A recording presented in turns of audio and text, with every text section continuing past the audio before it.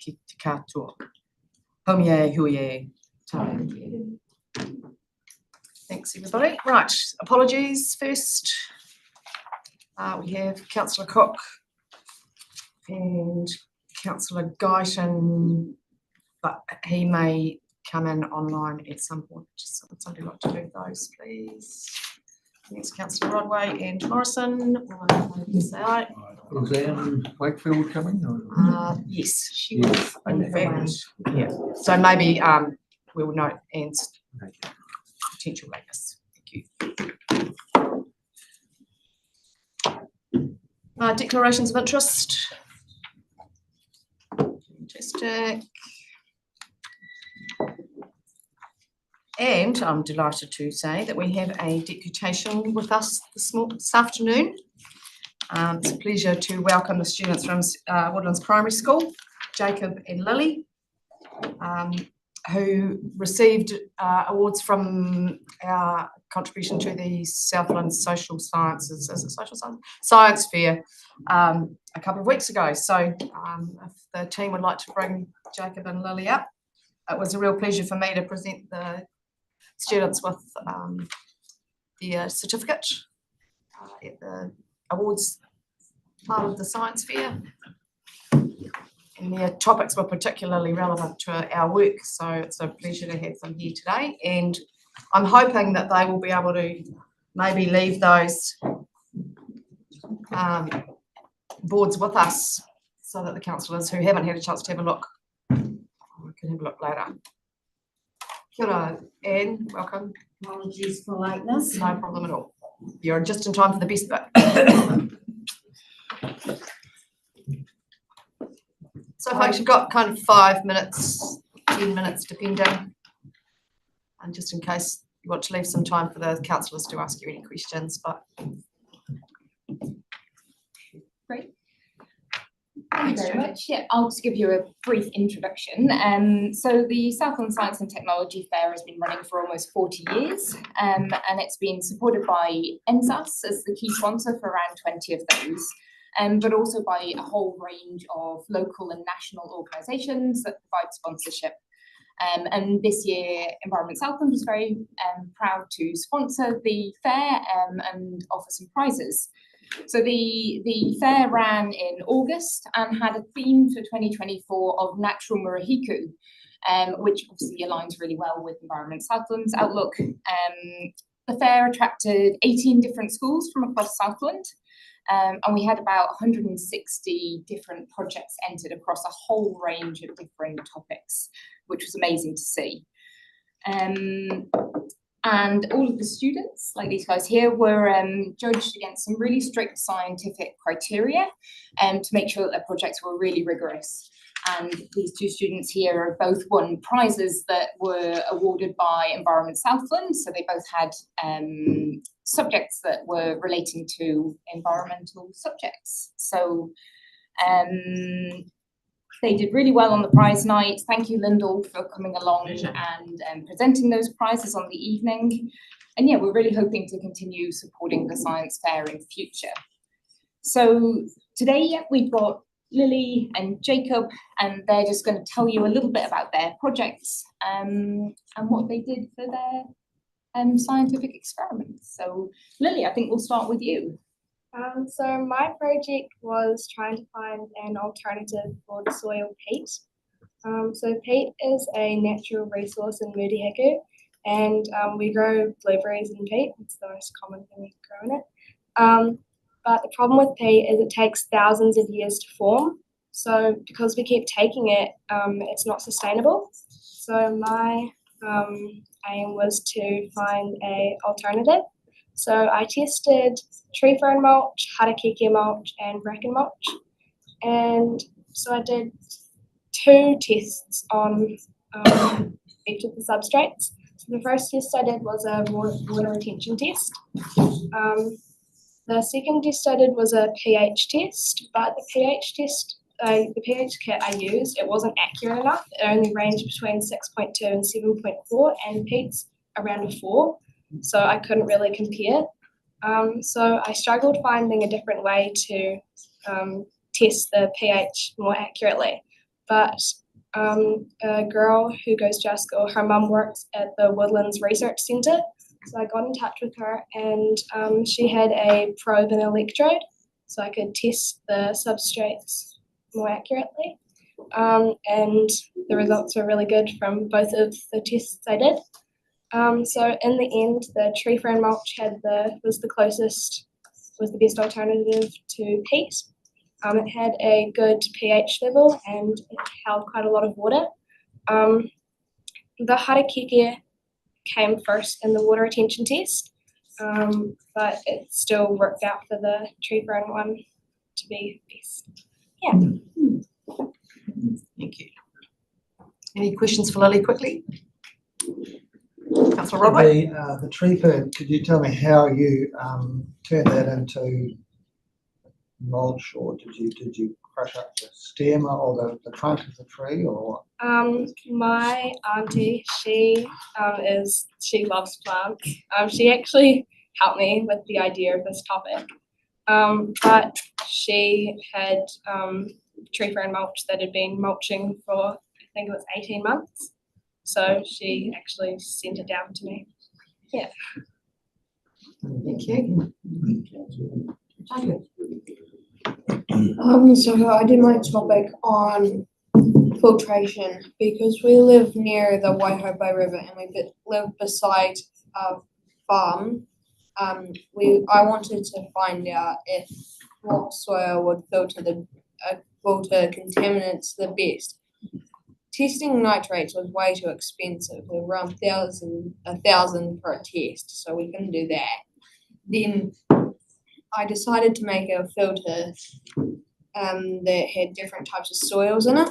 So peat, humate, clay, normal dirt, and so I poured red food colouring into 200 ml of that into the test, and then waited overnight to see what would come out. My hypothesis was the humates one, which was coal, but surprisingly, clay got first, and then other stuff. Excellent. Councillor Pinkerton, you have a question? Good stuff. Hey, look, we've got a local catchment group and we've actually got a nitrogen test that's mobile. So if you want to rerun this and actually do nitrogen testing, we'd happily do that for nothing for you, mate. So just reach out through the council to contact. Yeah, where are you based, John? Just so that Jacob knows where you are. Sorry? Where are you? Where's your catchment based? So Edendale Aquifer Group. It's just in a wee suitcase, isn't it? Yeah. So I can bring it in. And open it up, some water in it. Excellent. I can already hear next year's science fair project bubbling away. Fantastic. Any other questions from the councillors for the students? Oh, great. I think we should give them a big round of applause because it's fantastic. And not easy to come and sit in a meeting in a room like this with a whole lot of people, older people. I wasn't going to say that, Morris did. So thanks very much to whānau and staff and our staff for helping make that happen. Keep up the great work, team. Thanks very much. It's a good reminder of why we are doing what we do, right? I hope. Confirmation of the minutes from the 31st of July. Please. Any comments? Somebody like to move those, please? Happy to move. Oh, seconded Councillor Rodway. All those in favour, please say aye. Aye. Yes. Carried, thank you. I've got no extraordinary items or urgent business being notified, so we can move on to number 7, which is questions. Now, I did circulate a question to councillors myself. I'm not sure whether nobody commented on it, so it was either pointless or or just so good that you had nothing to say. Speechless, So I will cover that off. If you're all remember getting the email with it in, I will just read it to you again. So the Invercargill City Council is soon to be consulting on the possible reclassification of part of Donovan Park. Will EES consider submitting during the consultation period, given the importance of sustainability as cities grow? Councillors may wish to comment on any number of issues, including sustainable city design and development, in relation to climate change, productive land use, transport and energy requirements. So that was my question, and here comes the answer. So I'll actually invite up Marcus Roy to the table. Great. He's been looking at what we've already provided actually in the space Cool. and what we might be doing going forward. Welcome, Marcus. Thanks very much. Just to answer your question, Councillor, we've been engaging in terms of the primary process around the Donovan Park proposal. At the moment, it's a master plan trying to understand what is the best use of that park. So they're going through a consultation process. So the plan was to let that process run, and if they decide to rezone for urban growth or urban development, they need to go through a plan change process, and at that stage we will be looking to input any environment safety concerns at that process. But we figured at this stage let the process run and let them figure out whether they want to leave it as farmland and grazing and what that could look like when it moves to another stage where they're looking to rezone land and intensify and infrastructure, and then at that stage we would look to be involved because they're looking to change those regulatory settings. So Marcus, just to add, staff have been inputting informally in response to a request from ICC. We provided some informal advice around certain matters such as biodiversity. Great. Councillor McDonald. Any concerns around that area around flooding, future flooding, if it's going to be deemed, I don't know, is it going to be deemed for development, housing development? I imagine most of it's pretty high actually out that way. Through you, Madam Chair, it's looking pretty good in terms of that sense. It's not any major concerns for that, but as that process would move forward, we'd be looking to make sure that those any floodways and waterways were maintained in terms of their capacity, and also looking at secondary flow paths, essentially all of the hard surfaces in there with urban development, how that could impact not exacerbate downstream implications around the capacity of the existing networks. Thank you. Just a comment from me, this is also part of the wetlands conversation in my view.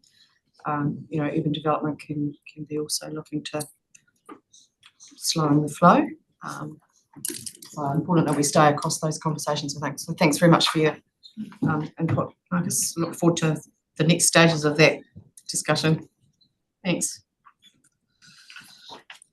Right, that takes us to number 8, which is the Chairman's and Councillors' reports. I have nothing apart from that question. So have any councillors got any verbal reports? Amazing. Thank you. That takes us straight on to item 9.1, which is the Freshwater Work Programme.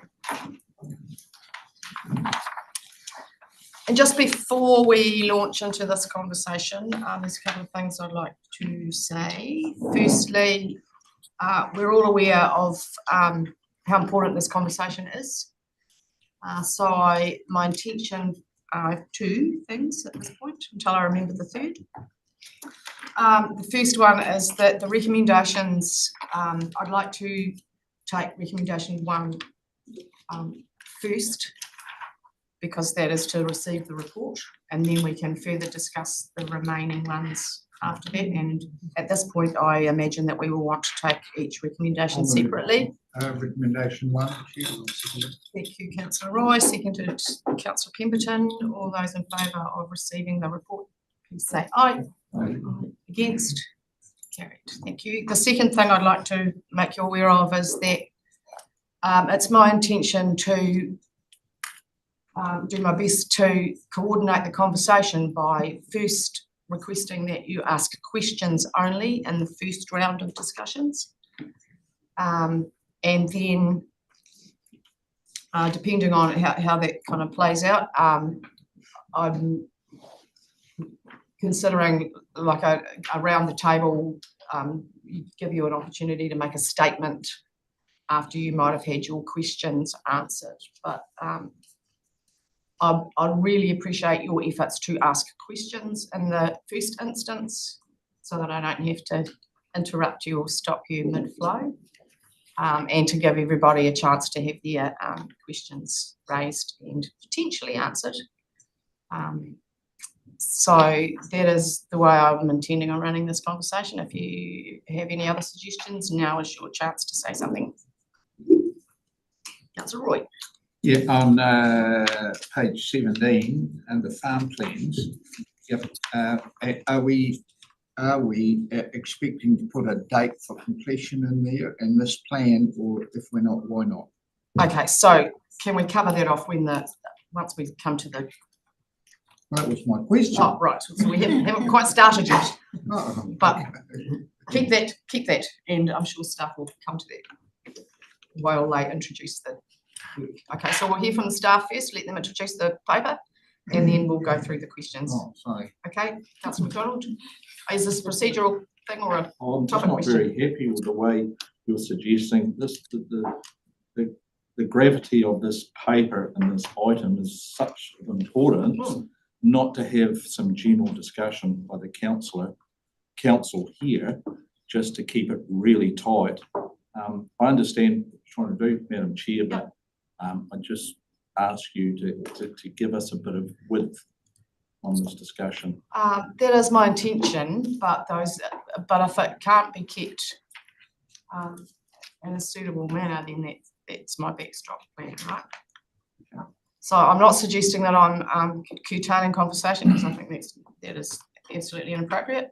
But if we can stick to the questions that are front of mind first, and then cover off anything else after that. And that's my call. And excuse me for a moment, I'm going to see if I might have a spare pair of glasses in my car. Oh, certainly. Right, so I'll pass over now to staff to introduce the paper. Thank you. Thank you, Madam Chair. So this report outlines the organisation's proposed revised freshwater work programme based on direction at recent workshops, and we're seeking feedback obviously today on whether we've interpreted the direction correctly. I just wanted to start by providing a little bit of background before Liz and Claire take us through the detail of the proposed approach. So by way of background, as we're all aware, the proposed Southland Water and Land Plan was notified in 2016, and essentially puts that foundation in place for how we are managing freshwater in the region. So it was always intended that that was the first step, if you like, putting in place the foundation, maintaining water quality whilst work was done to give full effect to the National Policy Statement for Freshwater Management. As you know, from there on in, there's been a program for many years, spanning many years of work that has been undertaken to inform future policy development. So we spent quite a bit of time in 2018 and 2019 engaging with our community about what was important in the freshwater and estuary space, where is it that we are wanting to head for, and understanding the gap between that future state and our current state. The regional forum was then tasked, as you know, to provide some advice on how best to bridge the gap, which we received in 2020. The recommendation, or the resolution rather, sorry, at that time was to direct the regional forum, to receive the report and to take into account the report's advice in any future approach. So those recommendations have been feeding into the development of Plan Change Tuatahi since that time, and we've also done some consultation with the community in mid-2022 on achieving a state of Hauora and the vision statements that were crafted around that. In December last year, the government repealed some of the legislation that was in place to replace the Resource Management Act, and as part of that process extended the timeframes for giving effect to the National Policy Statement to the end of 2027. It had previously been the end of this year. They also signalled they were intending to replace the National Policy Statement for freshwater management. You have been workshopping this since that time. You will recall a key workshop was in January January this year, where we discussed some key principles which are reflected on page 14 where you got to in terms of better understanding our environment, including the effects of climate change, targeting and enabling action at the property and catchment scales, putting in place the regulatory backstop and setting limits, working in partnership with iwi, empowering community action and a risk-focused and prioritised approach. Those were considered to reflect the regional forum's advice and take us forward as we developed our work program. You considered the options for plan change tuatahi at that workshop and at the February meeting, and I guess those could be summarised quite simply as carry on as is, pause, or reframe the plan change, and it was that last option that you adopted back in February. There's been discussion since what that looks like, and we've discussed a Southland solution. A lot of work has occurred this year, as you know, on catchment science summaries, which pull together all the information for the 12 reporting catchments from a scientific perspective and identify opportunities for action. That's opportunities at a property and catchment scale, but also across different sectors and industries. So those have been crafted to inform all of the action that could occur from here on in, be it non-regulatory or regulatory. The June workshop and Strategy and Policy Committee item talk about a two-phased approach. So moving with a plan change this triennium to start the process, but not giving full effect to the National Policy Statement until closer to 2027. And in our most recent workshop, you considered, I guess, the options that are in front of us today in this particular agenda. So I'll hand over now to Claire and Liz to talk through the catchment planning approach that we discussed at the workshop, and B, the plan changes and the scope of those plan changes is discussed. So that's over to you first, Claire.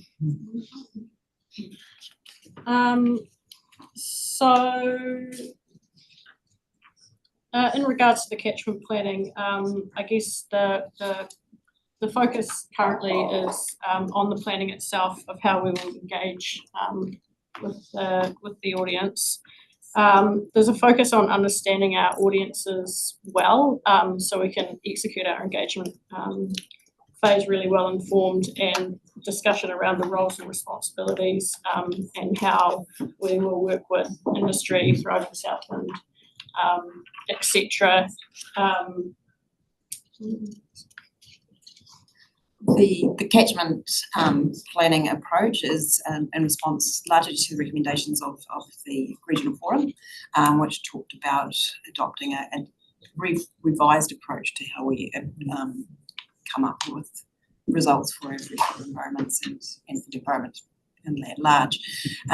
So it is trying to acknowledge that there's communities that can work together that can make quite significant step changes for our freshwater environments. So that's the basis for this approach, but it comes hand in hand, obviously, with property scale action as well, which is picked up through the plan change and also through conversations on plan plans.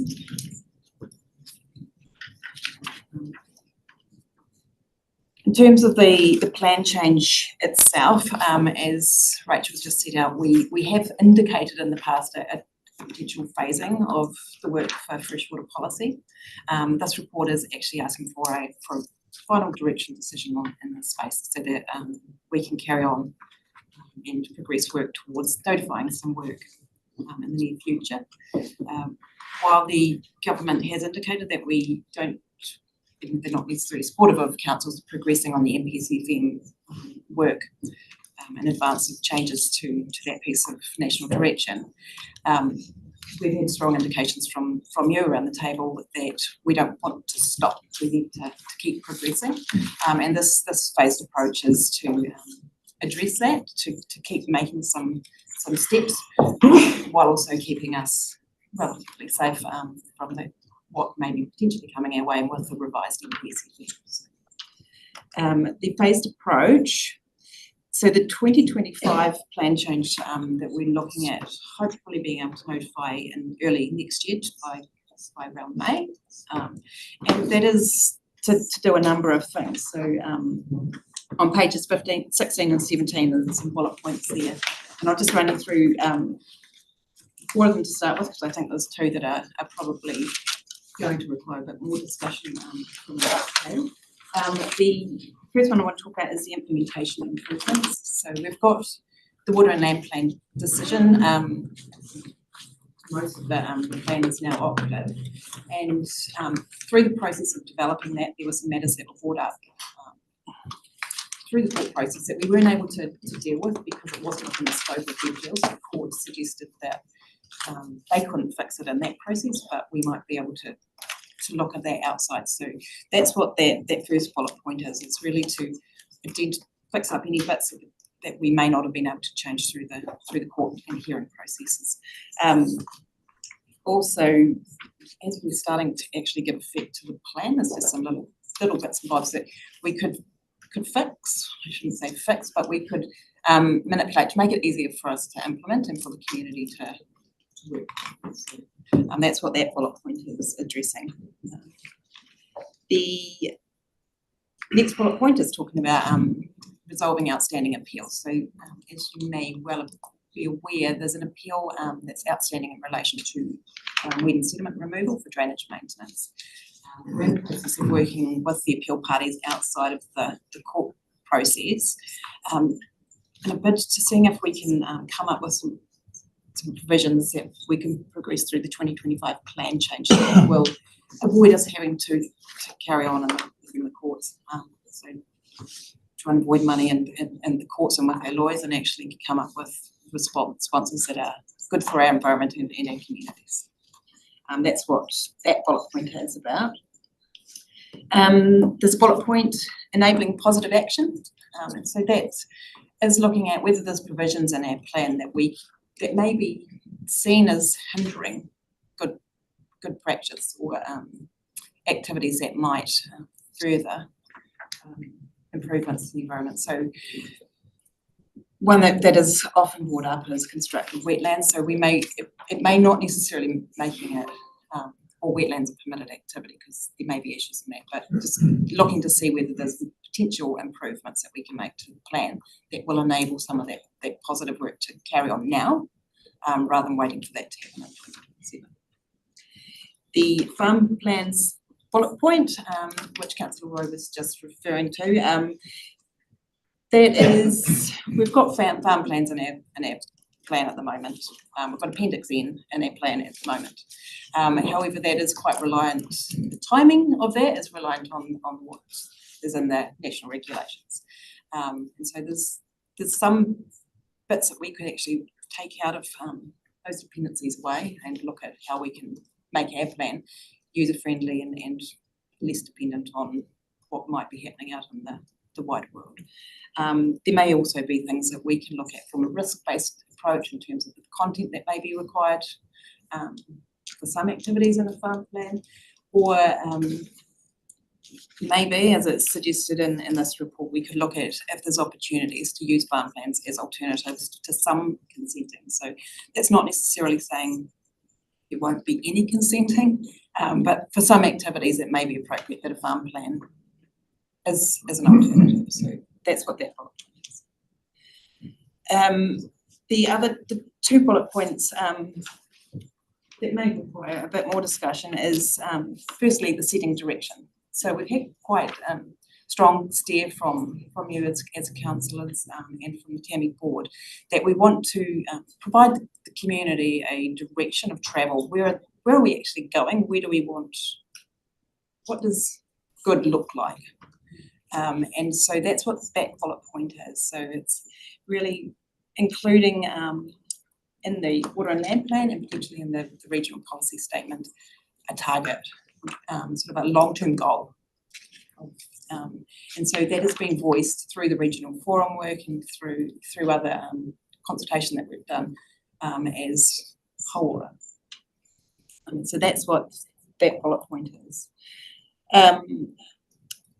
The other bullet point talks about encouraging environmental improvement. So what we've also heard from you is a desire to make sure that people are starting to take action now and not putting it off, not thinking if I don't do something now, it will be easier for me when the limits do come in 2027. So this bullet point is talking about looking at a potential way that we can encourage that through a policy or through an objective in the plan.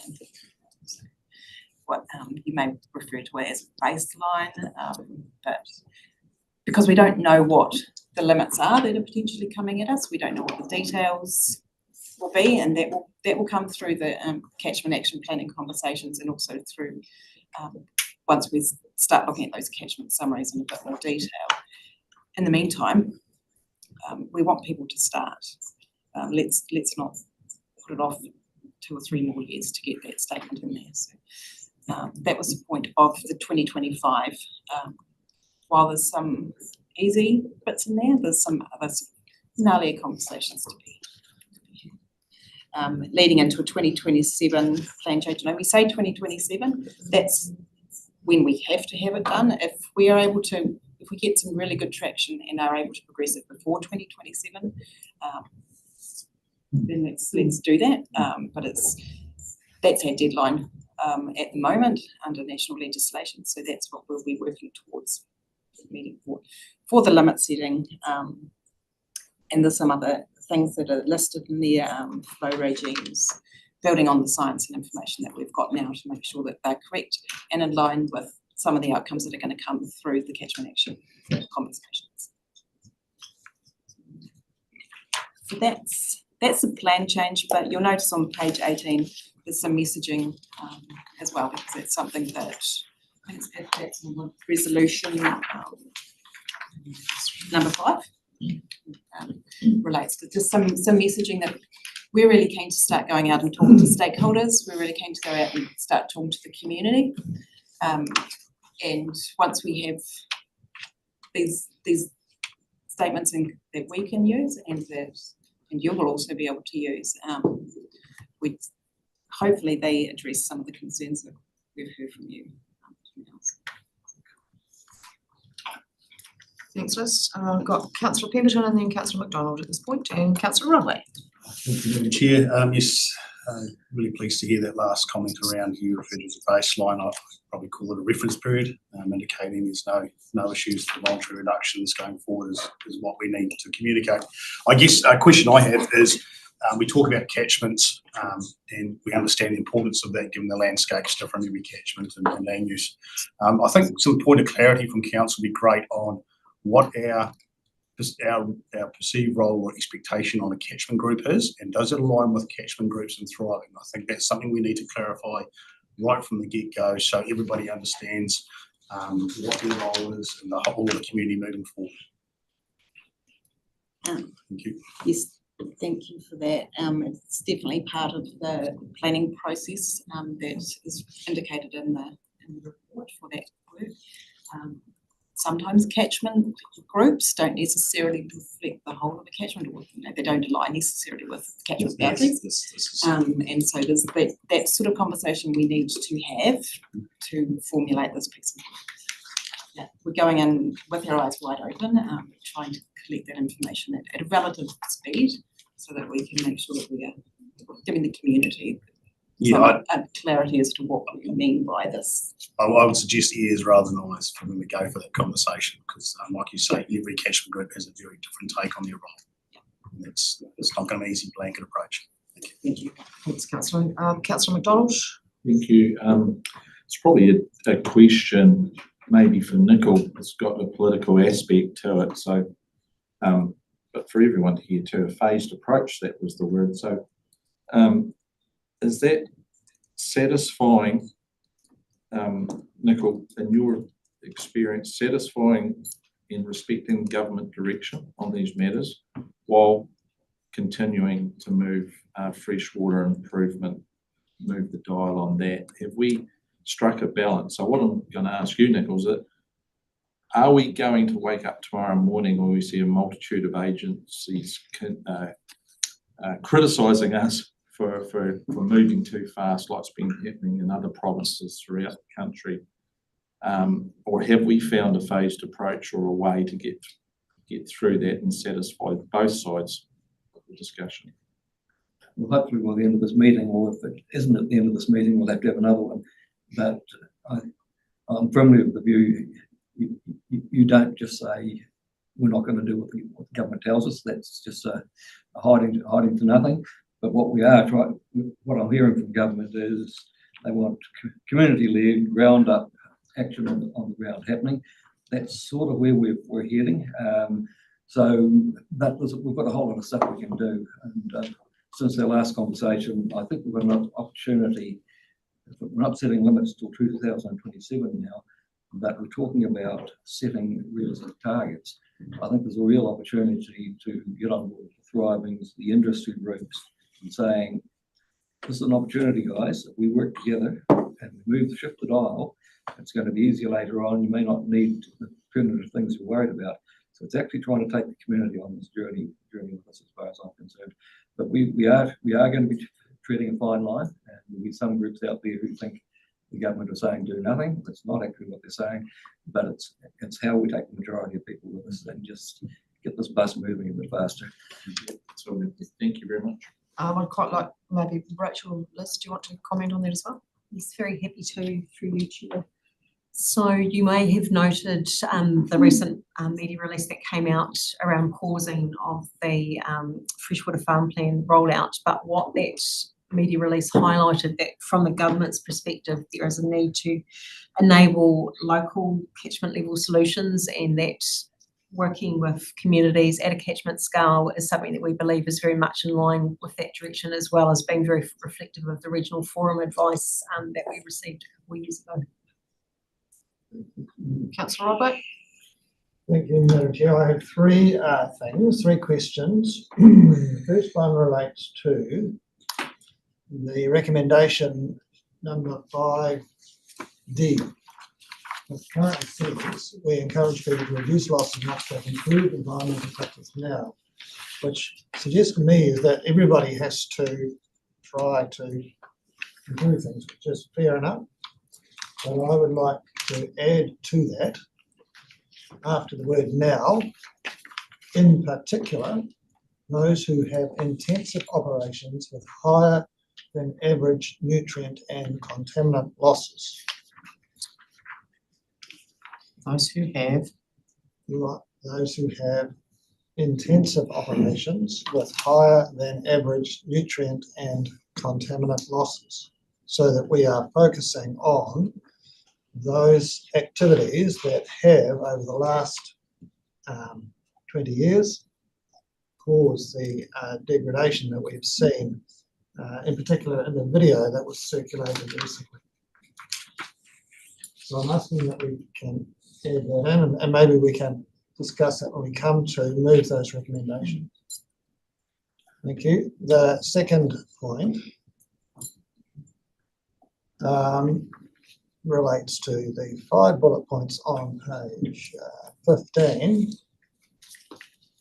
And the 4th bullet point down, I wonder if we could add, where it says, for example, borehead protection, groundwater opportunities for action, for example, borehead protection and losses from intensive activities on free draining land. This is not in the recommendation, but it is part of the report. And I think if people are reading this report, then they're thinking about groundwater. They think about not only borehead contamination, which is a problem, but also losses from intensive activities on free draining land. because that's the main reason for contamination of groundwater. I'm not saying it's one particular activity or the other, but intensive activities have caused that in areas like Balfour, like other areas where there's free bathing lake. Liz, did you want to comment on that, given it's just part of the report rather than one of the recommendations? I don't object to that being included as an example. I think because it is just an example, it's not limiting us to just water protection. But I think the approach that we are hoping to take and that is supported in our plan is QTI, so looking at the whole environment and everyone as contributors potentially. So happy to add that would just be a rewording of the report, really. I'm not sure. Can you have a comment on that? Can I just check with staff on that first? Maybe if I could just add, we will be obviously going out to stakeholders and the community off the back of this meeting, and so if we are referencing the catchment science summaries, we can definitely expand the description to pick up Just that, Councillor Rodway's yeah, thanks. Peter, did you? Yeah, I think it's quite. So I know you've got another one. Thanks, Madam Chairman. I think it's quite important that Morris has just put something in there to change one of the recommendations or suggest something. So I just want to make a comment on that. I think it's pretty clear that this paper is based around the regional forum's recommendations, and it's quite clear on page 7 of those recommendations, which Phil will know. There's an allocation philosophy that's very clear and does support what Councillor Rodway is talking about. And I thought the comments around those who have travelled the furthest should have to make the largest gains, you know, in terms of Phil, what was exactly, could you help me out here? I'm struggling a wee bit. The exact philosophy around those who contributed. More will be asked of those who are currently generating a greater amount of contamination. Thanks, Phil. So it's there, that supports Councillor, I wasn't dismissing Councillor Rodway's first point. I think we'll come back to it when we cover off the recommendations. So if you want to revisit that again, then you can. But we'll keep moving because you've got another point, Councillor. Thank you. Rachel, sorry. I was just going to say, sorry for you, Chair, that in terms of the recommendations, 5C does bring through some of the regional forum philosophy. So while those responsible for the greatest environmental impact will need to make a greater contribution, everyone must play their part as reflective of the regional forum advice. Yeah, thank you. Thanks. Thank you as well. That sort of just reinforces that. And lastly, then, thank you, Madam Chair, is on page 17, the 4 bullet points, about 2/3 of the way down, looking at what the work program will include. And once again, I've got maybe some extra words, but if I say, can we add in 10-year targets, which are limits, and longer term towards a final state of river health for Hauora by a certain date. So the second bullet point talks about limits, but I think for people to have a goal in mind, then those targets do need to be something quantifiable that people can aim for. So what I'm saying, you may feel, and the staff may feel, and if you do, then that's fine, that those 4 bullet points do address that issue, that the targets need to be something that we have to aim for and not something that's a bit vague. Yes, I understand your point, Councillor. I'm just wondering how best to. Well, it may be that nothing needs to be done, but if the fact that the targets are, you know, something that people can see, you know, a target is something that we aim for. We know what the target is. If it's a vague thing, then it won't be helpful.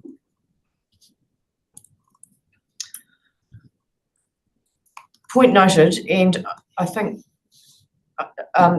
we might, if you want to work that into a recommendation, we're going to need to have a wee think about and a further discussion on that. So, and I've got quite a few people who want to speak. Is it on that particular topic? Yes. So, Councillor McFarlane, do you mind waiting because you're next? But if we can cover off this topic.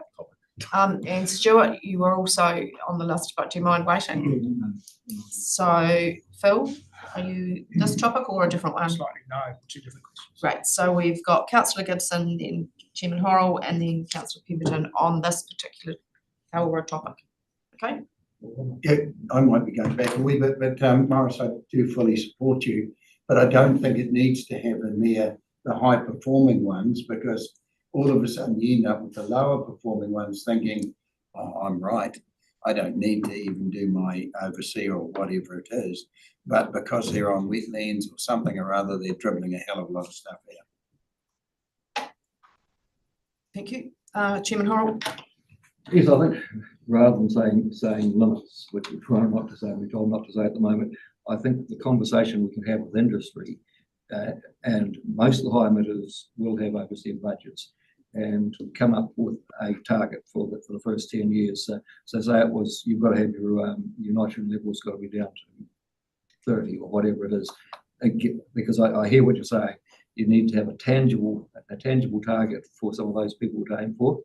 And at the same time, we can probably say to people, if your overseer numbers below 16, actually nitrogen is not your issue. You need to concentrate on what is your issue. I think we can give some broad clarity to people, because we're saying limit setting is not starting, but we've had this conversation around the room, is it needs to be more tangible than just a catchment reduction sort of thing. So it focuses people, the idea is it focuses people's minds on what is my main problem, and if industry would agree to a number, at least that takes us on that journey. So if somebody's sitting at 80 and the average is 40, they don't get to come down by 10% or 20%. They need to come straight down. And I think that sort of messaging will help take us on that journey. Next, Chairman, Councillor Pemberton. Yes, I'll probably have a slightly different view to the chair on that one. Look, if we're looking for voluntary moving, we do need to, I absolutely agree with Morris that we need to put something out there so there's a voluntary target. If you don't put a target out there, people will, there's no goal, they won't get on the journey.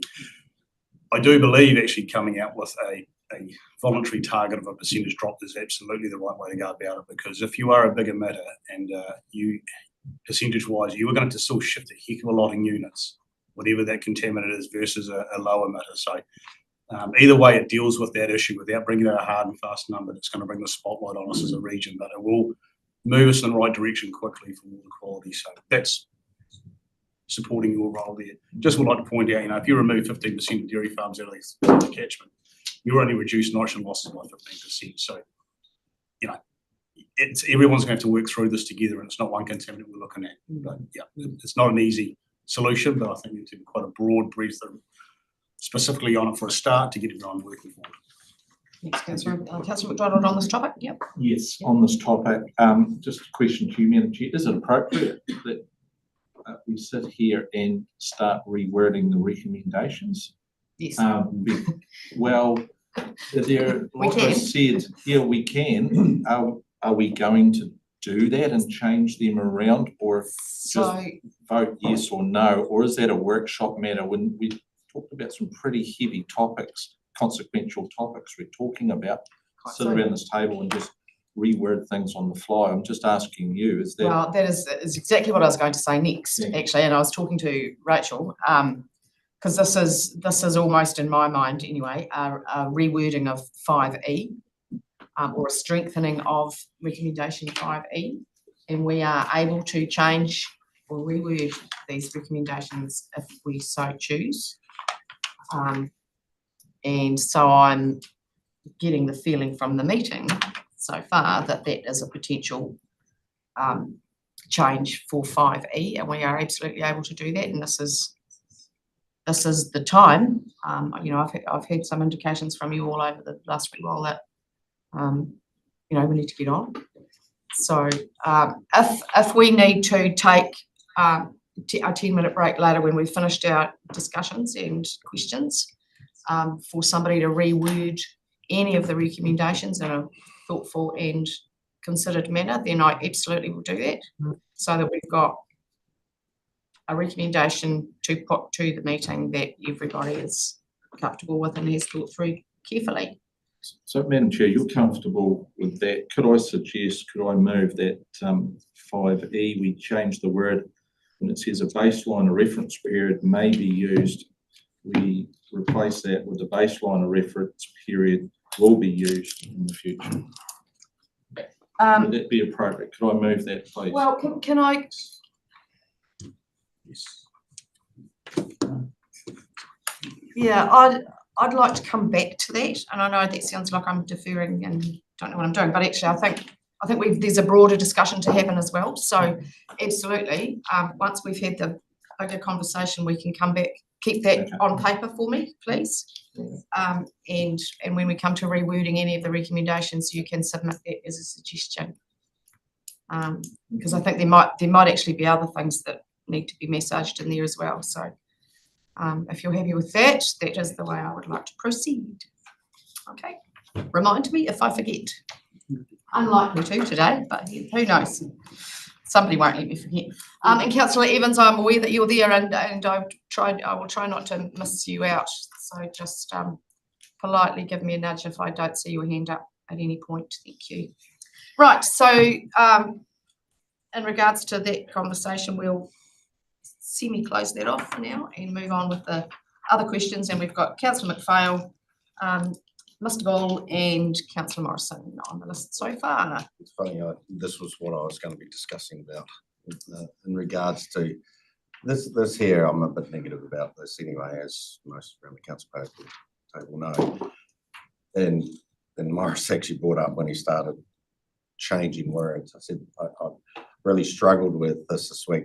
I've got my regional forum, I've got my economics project, I've got the water land plan here, and I'm going, and we received this change 2 weeks ago, or we had one workshop on it. We've been given a paper to sign off today, and I think that we should have, and my outcome of it is that we should have actually said, no, we should have workshopped this again, just to get it. Now we've got understanding the wording and everything, and we're doing that now effectively, and it's that was my discussion. I said I know that we probably won't, but there's actually a lot of questions in this now that we've got this. We haven't had time to work through this as a council, and we're openly in the public discussion. We've got different opinions because it's quite a weighty discussion. That's what I was saying. I was almost going to move to actually table this and come back to it after a bit of a workshop. Albeit, I going back to what I agree with, we need to fix up some of the mistakes from the, I call them mistakes in the Environment Court. We've got to sort out how we go ahead with setting limits or doing plan changes, adding a bit more. I don't believe we need to. It's all about, if we think, and it's a bit of the phase 1, phase 2, understanding audience analysis and things like that. I said, I'm a bit concerned that we don't know our audience, that we're going to do an analysis on it. And understanding to say that the community will give them targets, voluntary targets. If you think the community is going to just say, oh yeah, that's really good, we're going to go there. I don't know who the hell. I know my communities, there'll be a war. There'll be a war. They're waiting for it. They're expecting a decision from us, some, on actually making some calls. Now, and I suppose I believe, I thought we were going to have the information in regards to setting limits by the end of this year that we're going to notify. So we should have had how we were going to do this. All the information should have been here. Now, we didn't have to legally, because the government has indicated that they don't want anything done by 2027. That's fine. But we should have had all the information, the economics, the allocation methods, everything. And some of us have been waiting for years for that out in the community. And it's not saying whether I agree to it or not. It's actually just saying we're letting the community down by not giving them that information. And so when I see this carrying, I've asked, why haven't we got all the information? That's my question, or the lost my train of thought. Thanks. Sorry. I'm just trying to understand. That's why I'm negative. I see, it's almost like we're starting again. I'm looking at the phase 1, phase 2. We've got to work out who their audience. There's these different things.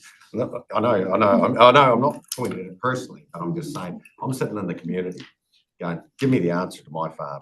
I want to know it at my farm gate. I don't want it at community level. I'll deal with my problem. So I'll start with that. That's my starting. So, the question is, do we have all the information that we would have been ready to go by the end of this year to notify the full setting limits as we were planned? I can start off if you like, Liz. And so through you, Chair, you will recall that we had a whole lot of information that informed the regional forum process in which the recommendations were based on. Over the last few months, we've rerun a lot of that information at a reporting catchment scale to give us more sophisticated information, if you like. What we haven't yet done is rerun the economics on that work, and that is something that we would do over the next few months so that we have that to inform the limit setting plan change. I guess you could say we could have moved this year off the information we already had, but we're going to have a better quality product as a result of having done more work over the last year and into the coming year. Is there anything you add to that, Liz?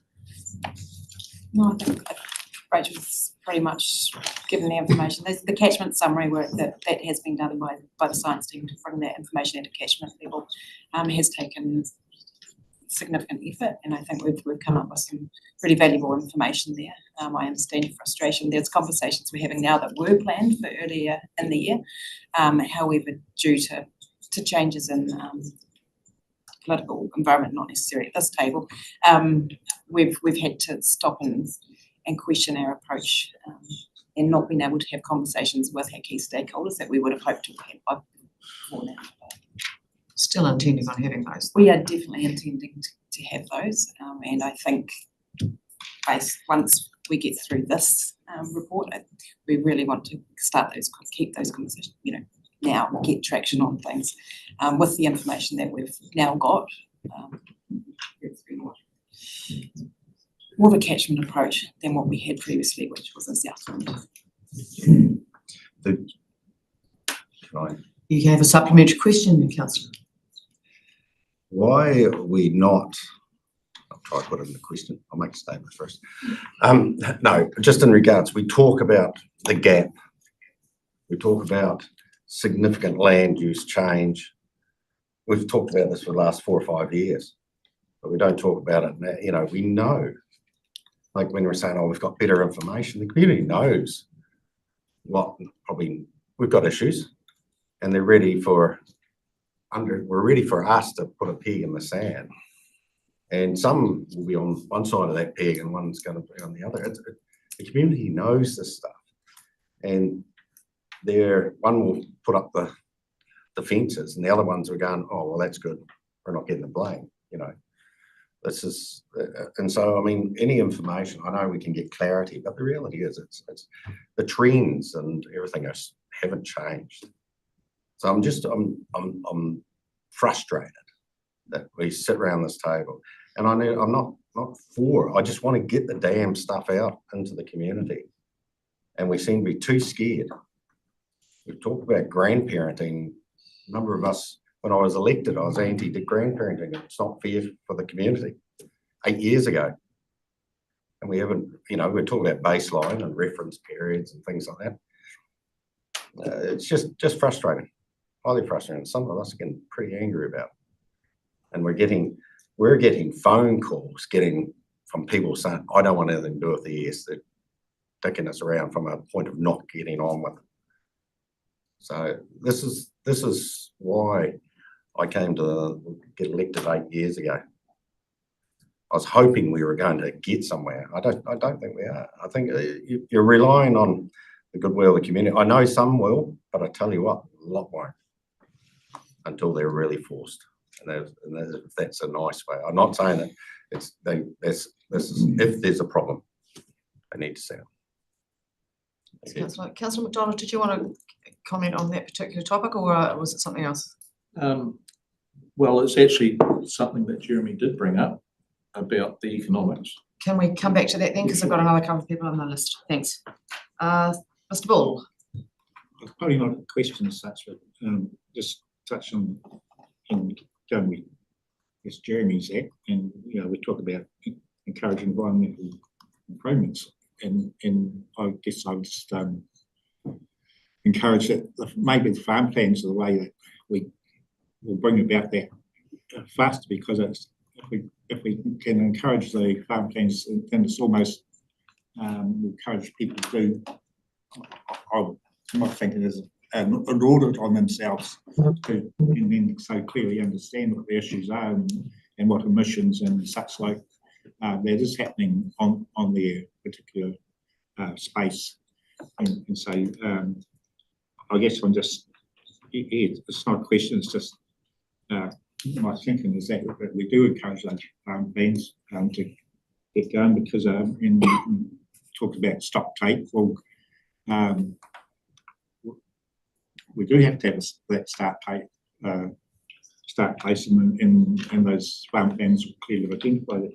Just like the comment that I'm quite pleased that we're keeping on at this time, and 2027 is not our start point, but our end point. So we haven't been directed not to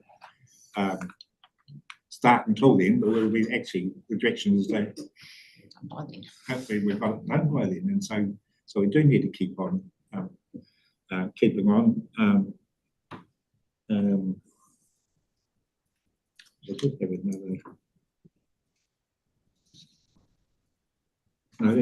another. That's all for now. Can come back to you anytime. Councillor Morris. I don't find any glasses out there either. So. Thank you, Madam Chair. I did have a couple of questions. One was the central government has extended the deadline for updating they're going to be updating the National Policy Statement on Freshwater Management.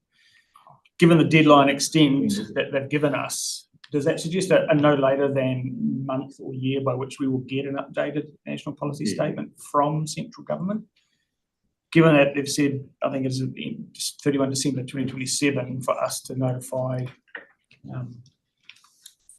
does that suggest when we can expect at a latest point the national update from them? That was my question, we got lost. This may be a question that Marcus will have an answer for you, but there is a suite of national direction that is being looked at by government, and I believe that this is part of that. I don't believe that they'll leave that until 2027. I think they're looking at 2026. Marcus, feel free to come forward if you. Mid-25 is when they look to. So that's not far away, right? Okay. So I was just interested in when that might emerge for us in order to further inform our thinking around what might be coming. The second question was, if there is a change to our regional policy statement, does that automatically trigger a need to make a change to our South and Water Land Plan, or can they be managed separately, or are they inherently required to be managed together? Just in terms of a process. For higher order documents, so everything else has to give effect to. So if we change the RPS, we must then make a plan change to this? Not necessarily at the same time, but you do need to give effect to the regional policy statement.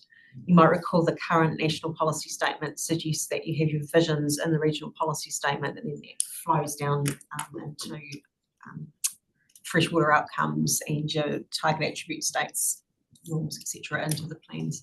Okay, thank you. And just the final point was, Madam Chair, I really endorse your approach of attending to recommendation number 5 last, once all the other recommendations have been attended to, because I think depending on the outcome of those previous 4, that might influence the messaging that we want to lock in from that point. I look forward to contributing to that discussion. Thanks. Councillor Pembrey, was it you or Councillor McFarlane? Wanted to- No, yeah, just on Jeremy, on Councillor Fales' Yep, sure. topic, absolutely, share the frustration that Jeremy has, but I guess I'm looking at this going, look, there's 2 plan changes here in very short time. It gives us absolute opportunity to, if we do put out a voluntary number, it will make the community engage. And it gives them a very clear steer, which will very much help with the second plan change, because we will have engagement from the community. So I do see this as a real opportunity for us to give a clear direction, but also activate community to reach out to us. So I see this as actually quite a good pathway forward. Cool, thank you. Right, I've got, remarkably at this point, nobody else on my list. Lots more questions. So if you have a question, now is the time before we circle back to the recommendations. Councillor McDonald, is this a I question? do have a question was regarding Jeremy talked about the economics. This council spent an incredible amount of energy on the economic project earlier on. We had economists working in the building. I remember Nicole, before I was on the council, talking about that was our advantage. We knew if we pushed a button what was going to happen out the other end.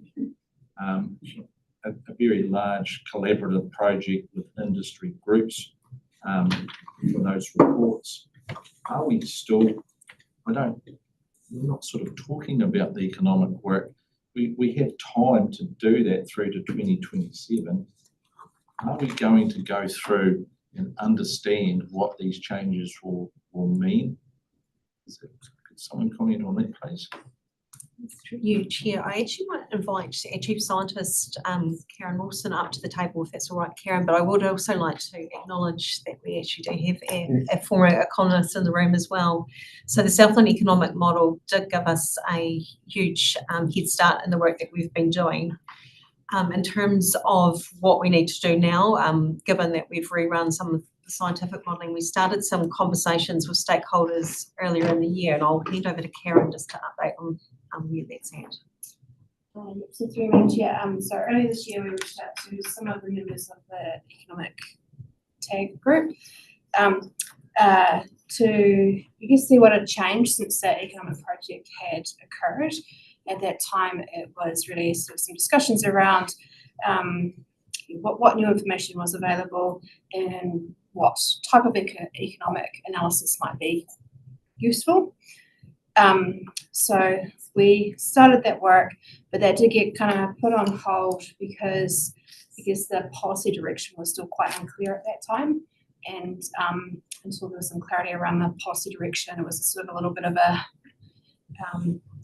challenge to advance with the economic work. So yeah, so it has been put on hold until we got some clarity.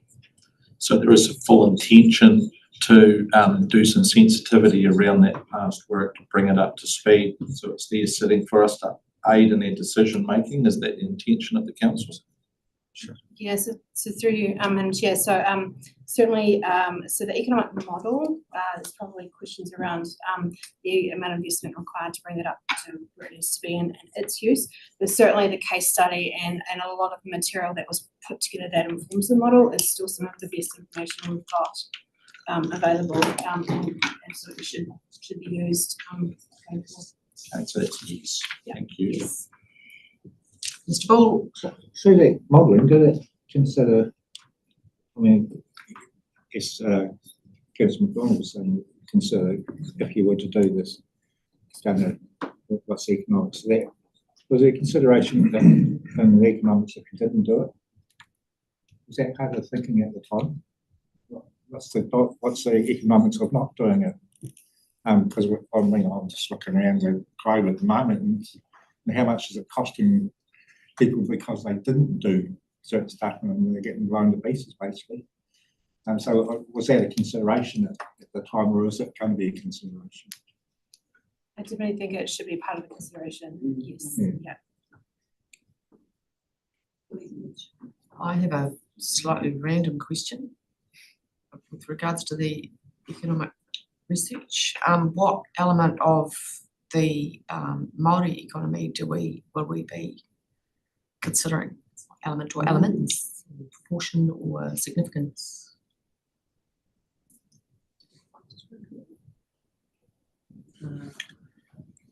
my understanding is that that's not necessarily be considered, but there will be an opportunity to discuss that if that's a program of work that is established.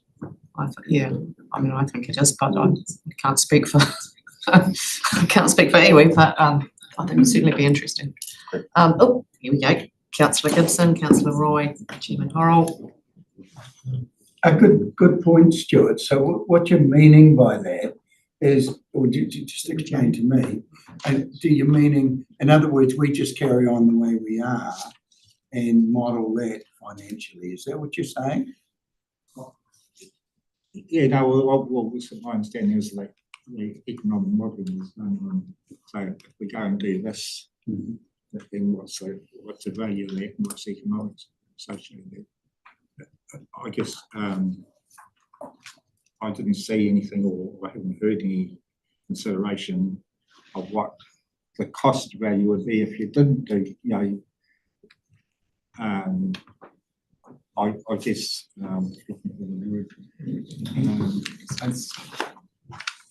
just risk management, what the risk management in that would be useful number in relation to motivating the community. Yeah. Well, I mean, perhaps we just use stock bags as a simple scenario. If we didn't put the stock bags up, what would that? What's like the economics and what's the cost on the community to after we got flooded and everyone's washed away and there's nothing happening, and so yeah. Thanks, Stuart. Councillor Roy, and then Chairman Horrell, and then Councillor McPhail, and then Anne. Yeah, thank you. I'm not sure we're getting to with amending 5E. Not yet. No, but I do have something I want to say before we get there, if I'm allowed now. You want that later? Is it related to 5E? It's related to 5E. Can we do it when we get to that change? I was just thinking about it before we get there. Okay. But I'm happy to do it later. Is it a question? No, it's a statement. Right, can we save the statement till later? Thank you. Councillor Horrell. The question would be why we don't want to look at it now. So we can cover it all off at once, thank you. Don't confuse me, I'm quite simple really.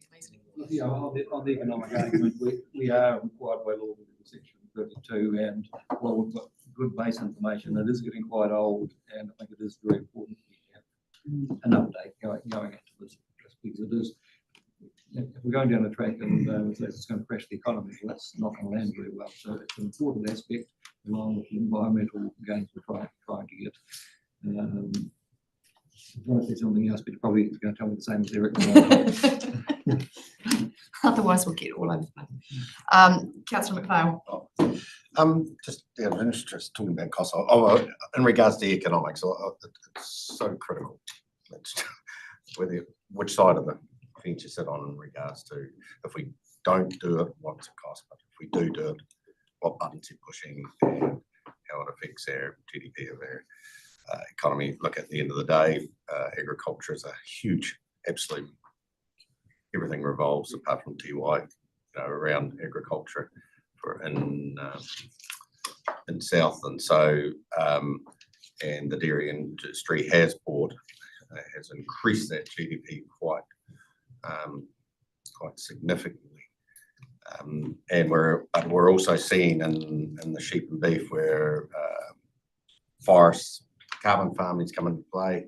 500,000 stock units less in South, and I think in the last 5 years. So there's things that do go on, and that's all around the economics of business on those farms.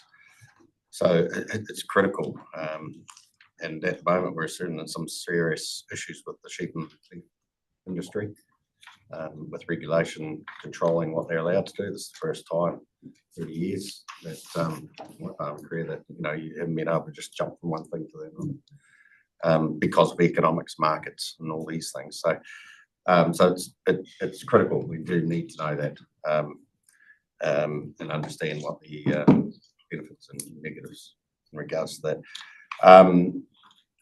Just at cost of a plan change. No, it's unknown. Putting in plan changes in play. Is there an estimated cost? The lawyers will be rubbing their hands. Program is included in the long-term plan. what the exact costs are. But yeah, here the costs can be absorbed. If we put in the work now over the next few years, we'll hopefully be able to use that money to front foot things and have less time in the hearings at the other end. The process again is slightly different with freshwater planning now to what it was when we went through the plan process last time. The freshwater planning process that we will be keen to brief you on that, but that means less time in the courts than what we've had potentially. I'm just saying that from a point of simplicity, the plan change to fix the problems in the water and land plan. Originally, that was going to be tagged onto the plan change to Atahi. Now we've got that moved out. It's to fix the problems are what we need to do. Would it be a lot simpler to do them than start setting targets, community targets and things, which all of a sudden you're going to get a lot of attention from that point. I'm not denying that we have to do things. I'm just saying from a process that fixing problems will be, I would say, quite a straightforward thing. But when you go and bringing in a change regarding into setting targets around communities, you will get everyone come back in. Will that prolong that discussion and the cost when we would be doing that in probably 27 anyway? That's a right, so I'm just trying to get that clarity around. Councillor, perhaps Rachel's got it. It's actually probably a question of clarification for council, for the committee rather, in terms of the voluntary targets. So those could sit outside of the 2025 plan changes or within the 2025 plan changes. And actually, I would have said if they're to be voluntary targets, it would be more likely they would sit outside of the 2025 plan changes. So are we putting anything around limits into this plan change 25 then? That's what I'm asking. At the moment, I thought we're going to be sort of implementing some things. What is outlined in the paper is that the limits be part of the 2027 plan change, but setting a target, a long-term target, and describing what that looks like is within the 2025. That is going in, that would be in the 25. Yeah, but not necessarily 10-year breakdowns, the interim targets. But as Rachel said, the interim bits could sit alongside if we wanted voluntary ones outside of the plan. If I can make just very clear, I'm not against the plan changes. I'm just, it's about actually getting the information out. Whether I support it or not is the other thing. It's just actually giving the community the information and get it out there sooner than later, and we can argue about it for the next 3 years. Thank you, Councillor. So, Anne, and then Councillor Pemberton and Chairman Horrell, and then potentially we will have turned to the recommendations at that point. Okay, because I know Eric's busting. And Councillor Evans, I'll come to you also if need be. Thanks. Anne? Okay, trying to keep on point. However, Lyndall, I thought you raised really interesting things about like economic stuff. Yeah. I don't know if people have managed to watch much of the media coverage in the last couple of weeks. As for economics, NITO is hosting a huge hui in Christchurch soon, the next fortnight, I believe it is. The whole world will be descending. So it'll be interesting to see economically whether or not Miraiki Southland thinks it's worthwhile attending, knowing we had Evelyn Cook from Te Ao Marama here a fortnight ago talking about the fact that, hey, we're not just Miraiki Southland, we're much wider. I'm down the road to Wellington, etc. So, yeah, interesting stuff going on in the world. And I'm hearing a lot of stuff that talks about, plans and farms, including what's happening over in Australia, who are all into solar panels and farms, and then next minute it's flooding. Well, last night they were telling us, yes, definitely the way to go, etc., economically. Yeah, very interesting stuff going on in the world. So personally, I think the Environment Southland should ensure they have their invitations sorted. I'm sure that Wilma and yourselves will have that covered. Thanks, Ange. Councillor Pemberton, then Chairman Horrell. Thank you. Just back to the economic side of things. I guess my question is, my understanding is the last lot of modelling was at catchment scale. Much like setting a limited catchment scale, leaves it very confusing for individuals involved unless they have a clear indicator where it sits. So are we going to work with sector bodies to get to a farm level impact of limit setting, or are we going to stick to catchment? Because I would suggest we need a bit more clarity. Thank you. I would hope that our engagement involves the industries as well as the community and at the catchment level, but also at the regional level. We're really interested in starting to have conversations with our stakeholders as soon as possible, particularly on that 2025 stuff, but and the bigger picture work as well. Councillor Morrison, did you want to have a? I was just going to add, drawing on some insights from the regional forum experience in respect to that question, there's a limit to how far you can drill down to ascertain the impacts at a farm scale, because every business is so different in terms of the physiographics, their financial arrangements with where their finances access from and what financial stress they might be under. So you could potentially say this is indicative of a subset of reference farms of this type, which would give you an indication. But I appreciate that. Yeah, I appreciate that. But we there's do a need to do limit something. to how much we should be asking or expecting of our economic analysis in respect of all of the individual farms. And I guess this was to my question, I suppose. We'll take it so far and we'd expect the industry to pick it up to deliver back to its, to individualise it for each sector. This is the average of what we think a sheep and beef or a dairy or a tulip grower, whatever.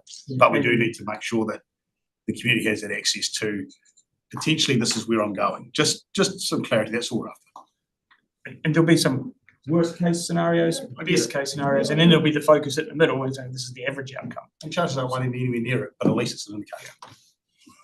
Chairman Horrell. Well, first put my hand up over the concern about the cost of a plan change. By 2027, we're likely to have a revised RMA, which may be a considerably cheaper option. Hopefully, the ability for people to just go to the Environment Court rather than interacting or go, which I think would be a good thing. So there could be economic advantages actually in having that major plan change further down the track. I'm going to have to be out of here by 3 o'clock to go and see my farm, and we are starting to go around it in circles. Yes, as I've said, I'd like to move on to the recommendations right now. We could make some minor changes to this, but I think maybe a workshop to flesh out some of that later may well be. There's a very wide conversation going on. We need to get the wagon started, and that's I think the point of today is actually set some direction. This is a public meeting, and we're not going to solve all those details today. But we are seeing change out there, and the farm plans. Once we have individual farm plans that identify their issue and actually put on the plan they're going to do something in the next 3 years, it's quite powerful. I mean, we're not going to solve this in a day or a month or 10 years, but we just want people to keep moving, and that's the emphasis of this. The targets, I think. And until limit setting comes along, is a really good tool. Working with industry is a really good tool. And just being able to get out and talk to the communities about some of this stuff, including high-level ground coverage. Thank you, Chairman. Councillor Evans, I'm assuming you don't have a question because you haven't got your hand up. Thank you. Right, folks, thank you for your questions and insightful comments. I would like to move on to the recommendations now one by one. So that takes us to recommendation 2, which reads, approve that changes to the Southland Water and Land Plan and Regional Policy Statement giving full effect to the National Policy Statement for Freshwater Management will be notified by the end of 2027 and earlier if practicable. Somebody like to move that? Thank you, councillor Rodway, seconded councillor Gibson. Any commentary, question? What does it mean by earlier if practical? Exactly that, I'm assuming. Earlier if we can. Well, just on that one, I think the earlier is a good idea because if everybody's trying to do plan changes in 2027, resources will be limited. So, and depending on the time it takes, it may well be, it might be the end of 2026 to actually set up and ready to go. By that time, we should know what the MPS looks like, and that's really what we've been told. Don't go ahead until you could be wasting your money. Once that comes out next year, I think we can continue to work towards a date. But if you have 16 regions all trying to put through something in the same year, that will be problematic with resources and judges and all sorts of things. Councillor McDonald, you have a... Yeah, I just want to support that. I think it's really good thinking. Get ahead of the queue. Let's not be part of it. If the work's ready to go, we do it. I think we should be aiming to that, and it's a good major decision in the midterm for a council to do instead of at the start of the term or at the end of a term. So if we're aiming for 2026 midterm, it will probably be towards the end of that year, let's be honest. And I think that's a really good aspiration that we should note. Thanks, councillor. Right, we've got a recommendation on the table. I'll put that then. All those in favour, please say aye. Against? One against. Do you want that recorded also? It's a division then. Thank you. Recommendation 3, just before I go any further, if we want to make changes to the recommendations, we need to do that before they are moved and seconded. Just keeps it a little less complicated. So give me a wave or a wink or an interpretive dance if you want to change something before we move the recommendation, please. So recommendation 3, direct staff to continue scoping a plan change to the proposed Southland Water and Land Plan and Regional Policy Statement to set long-term goals, address minor issues and enable improved environmental practice for notification in the first half of 2025. Anybody wanting to move that or make a change? Move. Thank you, Chairman Horrell, seconded. Councillor McDonald, all those in favour? Please say aye. Against? No. Need to record it again, councillor. Please. Recommendation 4, confirm an organisational focus on catchment level planning and working with the community and stakeholders at both catchment and property scale to encourage positive action. I'll move. Thank you, councillor Royce, seconded councillor Gibson. Any further comment? Councillor? This is for the 2027 or 2025? Because, yeah, I see two different approaches. If you would like me to expand on it. Yep, please. You'll see in the report itself, it talks about that catchment level planning being non-regulatory, so sitting alongside but not part of the plan changes. Essentially what that is working with our community, sharing the information that we hold through the catchment site summaries and other sources of information to talk about what actions the community wants to prioritise to start the journey towards a state of Taurua environmental improvement. So that's at least 2 years. So it's not 25. I'm just thinking about timeframes for engagement, I suppose, is how I'm approaching. Yeah, so the timeframes are set out or indicative timeframes on page 15 for that process. Also, we'll start that. Yesterday. Once 11 goings out of the way, October. So could I just clarify that? So as we move to 2026, 27 plan change, it'll get more focused in on property scale when we talk about limits. It will obviously encompass many things, so those conversations with the community will enable us to talk not only about what we're doing going forward, but also the existing regulatory framework, so the proposed Southland Water and Land Plan.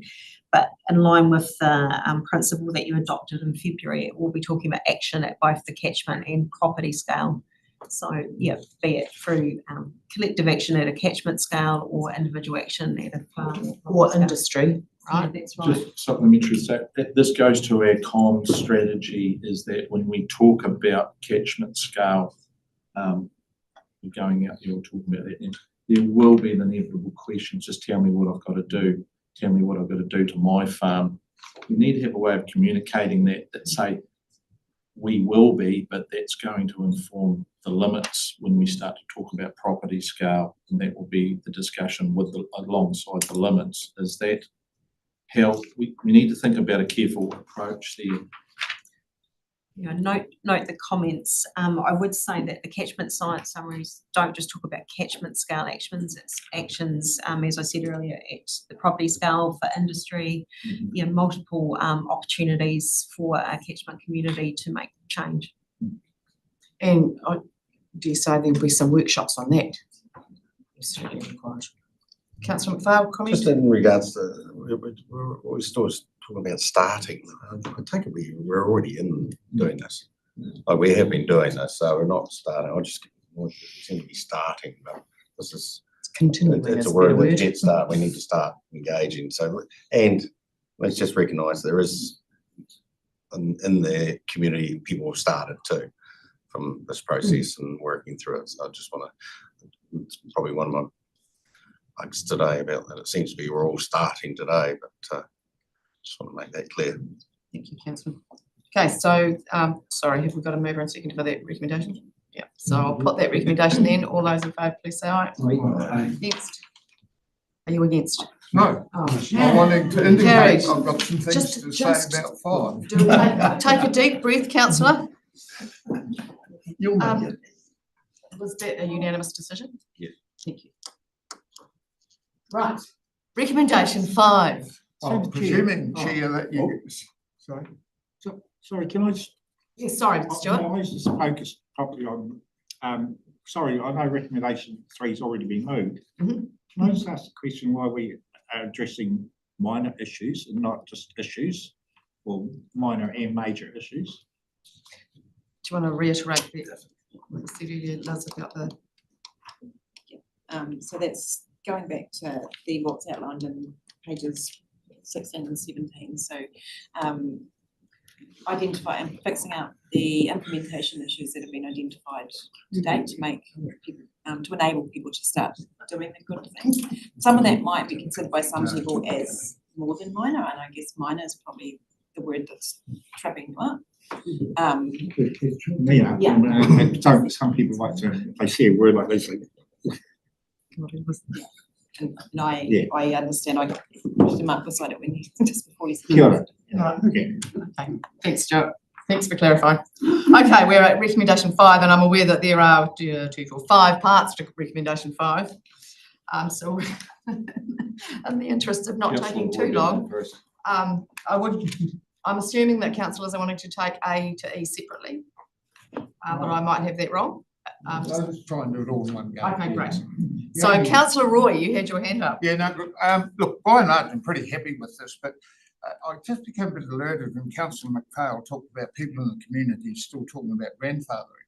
Yeah. And if you read 5E, and we're asking people to give us their references and record period, it almost indicates that's where we want to go. And I'm my view, we don't want to go to grandfathering. If a practice isn't sustainable, it ought not to be grandfathered. It ought not to be part of the thing. So how do we actually write that we're not giving the wrong message? That's my point. So what I wanted to suggest, I'm in favour of what Councillor McDonald said about changing may to will. But can I just suggest that if we were to read something like limits will form part of the 2027 plan change, stop, in order to work towards sustainable practice, stop, and then carry on, that actually covers us off from, say, anybody interpreting this as being, if you want a grandfather, this may well be what you're looking for. You got me? No. Madam Chair, maybe I could pick it up and stand on that. Thanks, Councillor Morrison. In a similar vein, I thought it might be utility in being far more explicit on the topic of grandparenting and perhaps adding an additional point to the messaging, which would read something akin to the practice of grandparenting will not be part of our future approach to managing water I'd go quality with that. and resource limits. Yeah, same outcome. Yeah. I was just a little more subtle. So are you suggesting that's an extra, That's an additional F? point. Yeah, where we we need to explicitly cover state that. Yeah. Practice of grandparenting will not be part of our future approach to managing water quality and resource limits. With the change to E of may to will. And may to will. So may being, where is it? A baseline or reference period will be used in the future. Councillor McDonald, I've got you, and then Councillor Thank you very Rodway, much. and then Councillor Gibson. Thank I'd you. just like to support that suggestion, change of text, and I would add that into point C, because I think it goes alongside allocation. That statement, it goes better, and that's quite clear. While those responsible for the greatest environmental impacts will need to make a greater contribution. If that's not clear enough already that we're steering away from a grandparenting regime, maybe Councillor Morrison's text adding in will confirm that for most people. Are you suggesting, Councillor, that that goes at the end of C? Yes, yes, I am. I also just want to pick up on a wee bit of frustration around the table. Jeremy was talking about it too. Now's the time for a bit of action, folks. It really is. We're using words like may, could, should, and we're asking the community to do a lot of stuff. And we're saying you should do this, you do that, but we're still not quite sure about ourselves and what we want to do. So let's be bold and let's change it. I'm suggesting, and I'd like to move on E, that a baseline, we see the text here in front of us, a baseline, a reference period may be used. I want to delete that may and replace that with a will be used in the future. So we've talked about this around the council and we know it's doable in a technical sense. What that would indicate to the community straight away is that you cannot sit on your big pile of intensity and expect to be protected. So we're making a definitive statement to the community, and alongside the text that Councillor Morrison is proposing, that C and D and E is a clear, strong direction to the community. And I know there'll be some nervousness maybe around staff thinking, oh my God, look, what will this mean? We know exactly what it means. It's going to be so hard going out to people saying, oh, we think this, we think we want to do this, or we may do this. So I'm just asking, let's be decisive. So I've put that forward as a motion, just to change one little word. I'm looking for a seconder. Can we just keep it as a suggestion at this point before we get tied up in having to make? Well, let's unless there's a general consensus for that. I'll second it. I think everybody's happy with Will. Okay. So can we be clear? I think we need to hear from the rest of the people on my list. So if you have got those words ready for when we need them. You'll seek a seconder after that. Yeah, thanks. As much as we may or may not have one already. So Councillor Morrison, then Councillor Rodway, Councillor Gibson, Chairman Horrell. If focusing on this importance of this messaging and sending very clear signals to the community, my issue is that the term baseline is very generic. I think if you're going to use it, because it can mean so many different things to different people, we've got a nutrient emissions baseline, a stocking level baseline, a sediment load baseline, intensive wooded grazing area baseline, nutrient input baseline, Hawara baseline. This could be any one of those and it could be interpreted very loosely. I'm almost tempted to say we should not mention it at all unless we are very specific in terms of establishing a farm intensity or farm level intensity baseline, to be more specific as to which baseline, what are we using this for? Because there's so many different forms of baselines. This could be absolutely confusing rather than providing clarity to our community. Just reference period not cover that. either. Reference period for how much stock I've been carrying, how much nutrients I've been putting on, how much, what's our Hauora state for the catchment in that reference period. There is, it is such a generic term that it's kind of unhelpful rather than helpful in this context. Can we delete that word and just use reference? I don't know, I think reference works. Which one though? Maybe, Yeah, I know, get rid of the baseline. Yeah. yeah, but also councillors, maybe there's a more specific term to go before a reference period, you know, like, I don't know, farm plan reference period, I don't know, nutrient reference period. Might be my trick term, but look, the importance of putting that period down is the date's passed. So people, there's no point in trying to gain, putting on too much fertilizer, and that's the important thing. And normally you do give a period because you could have a bad year or whatever. So that 5-year period gives the ability to average out. But that's really, I think that's an important thing in the sense saying, the reference period's already gone, guys. So I'm not concerned about it. I think that's actually clear messaging. And we've been saying that for a while. We don't want people to continue to be doing the wrong thing because they think they might be better off. So that's, I think that's really important to have that still. Okay, thanks, Chairman. Councillor Rodway, then Councillor Gibson, and then I'll come back to you, Councillor Penton. Thank you. Thank you. This might be a minority view. Be a bit different. Really? I don't think we should have any reference period at all, because what we're trying to do is to get people to a level that is sustainable, that meets the Hauora guidelines. And by 2014, there'd been a huge amount of intensification in this region. It started around about 1990 or in that decade up to 2000. There was far too much nutrients going on the land in 2014 for us to be able to reach Hauora. So I'm really worried about that. I would vote against that. I would vote against any reference to our baseline because we are not trying to stay at a baseline from 2014. We're trying to get to water quality, Hauora, water health.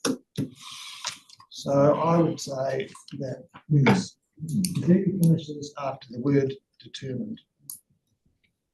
And that's what I would suggest. Really pointed out how you referring to a baseline is confusing to people. What it means. So, thank you. I did want to change D as well, although in the interest of keeping things going, I'm happy to leave it out because it does say that that those who are responsible for the greatest impact will need to make a greater contribution. So that's but I am worried about that reference period. Thank you. Councillor Gibson. I'll let Mr. Bembert and Councillor Gibson have a chance. Then Okay. Okay, thank you. Yeah, so, yeah, okay, I'll give my view on the reference period. Look, I think the word reference is probably poignant because we've already got a wintering reference period. So farmers are already used to the term, I suppose. We strongly do need a reference period because people aren't going to make they've got to have a starting point, and we sit here and say there's no grandparenting. There is a transitional grandparenting part in this at the start of where you start from. You've got to think practically. So, 2027, we're going to take half the cows off just to get them down like that. It's just how the heck are we going to manage that? The reference period is literally just a starting point. The end goal will be the same. So I don't quite understand why there is this resistance because how are we going to expect people to work out where their starting position is to where they've got to go? Because it really, at the end of the day, it's just allowing them to do their accounting to understand where they are and where they've got to go. So I'm a little bit confused because I think if we want to get off on a wrong foot, that would be the fastest way to do it. Thanks, Councillor. Councillor Gibson, back to you. Thanks. Yeah, I'm only just going, is 5A basically saying that we're there to improve freshwater quality. It just needs quality on the end of it. Because other than that, we could mean flow, anything else. Do we not mean all of those things though? Quantity, quality. Quality's the gut, is where we're heading. Fair point. Councillor McPhail, last one. Yeah. Oh, after the That's all good. Look, this is again why I said we should have been workshopping this. We're all sitting there working out this. We're sitting here in a public situation. Needed time to work this. I'll be, probably vote against this because of this indecision between councillors. We've got to sort this out too. And if I can add, I said, and I was talking to Councillor Morrison in regards that, some of this stuff, Regional Forum 4.7 recommendation, defining farm stock carrying threshold capacity. And I mean, this is the sort of stuff that should have been getting done in regards to, and it will be hopefully going to get done, I should say. That, understanding what our land can handle and putting a threshold on that and then dealing whether it's a consent or within farm plans. So, but again, there's difference of opinions around here and where maybe needed a bit more time just to nut these things out. But anyway, that's all. So, thanks. Can I comment for you, Chair? Yeah. Just in terms of these points, the messaging, the part that relates to this particular bit is the piece that Liz spoke about in terms of the 2025 plan changes on page 17 and encouraging environmental improvements. If there's still a need for further discussion before we put messaging out, there is no problem leaving that particular part of the messaging out. Thanks. I've got Mr. Ball first, councillor, and then you'll be the last one. You'll get the last word at this point.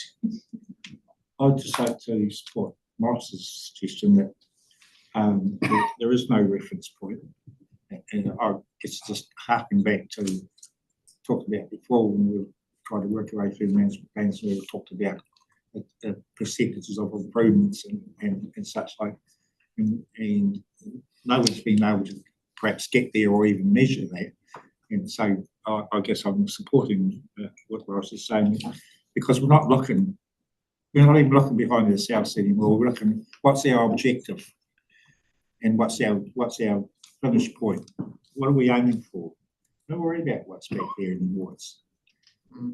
But what do we want to see out here? Well, what is our objective? And let's just aim for that. Thank you. So completely support Ross's Rodway's suggestion. Thank you. Councillor McDonald, and then I might have a say. Thank you very much, Madam Chair. You've been giving us a lot of wit. We really appreciate it. Chocolate fish all round. Yes, absolutely. Look, Councillor Rodway can put that through as an amendment if he wishes and see if he gets any support. That's absolutely his right to do so. But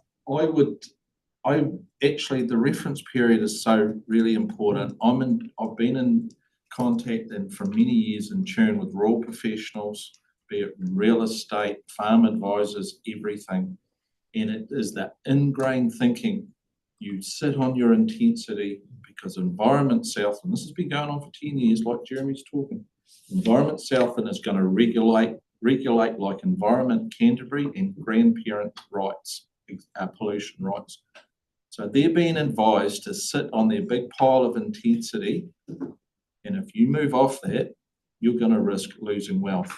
So that's what we said. People are frozen in their situation now, and I think you would get a large kick along and to indicate very clearly to the community, we're going to do this the Southland way, not the Canterbury way, and then people, they're still not going to believe us until it's actually written in a document and comes from this council. Then they'll go, oh, well, I may not need to graze that extra 500 dairy cows that have been doing the last winter for the last 10 years. Maybe I can go back down to 250.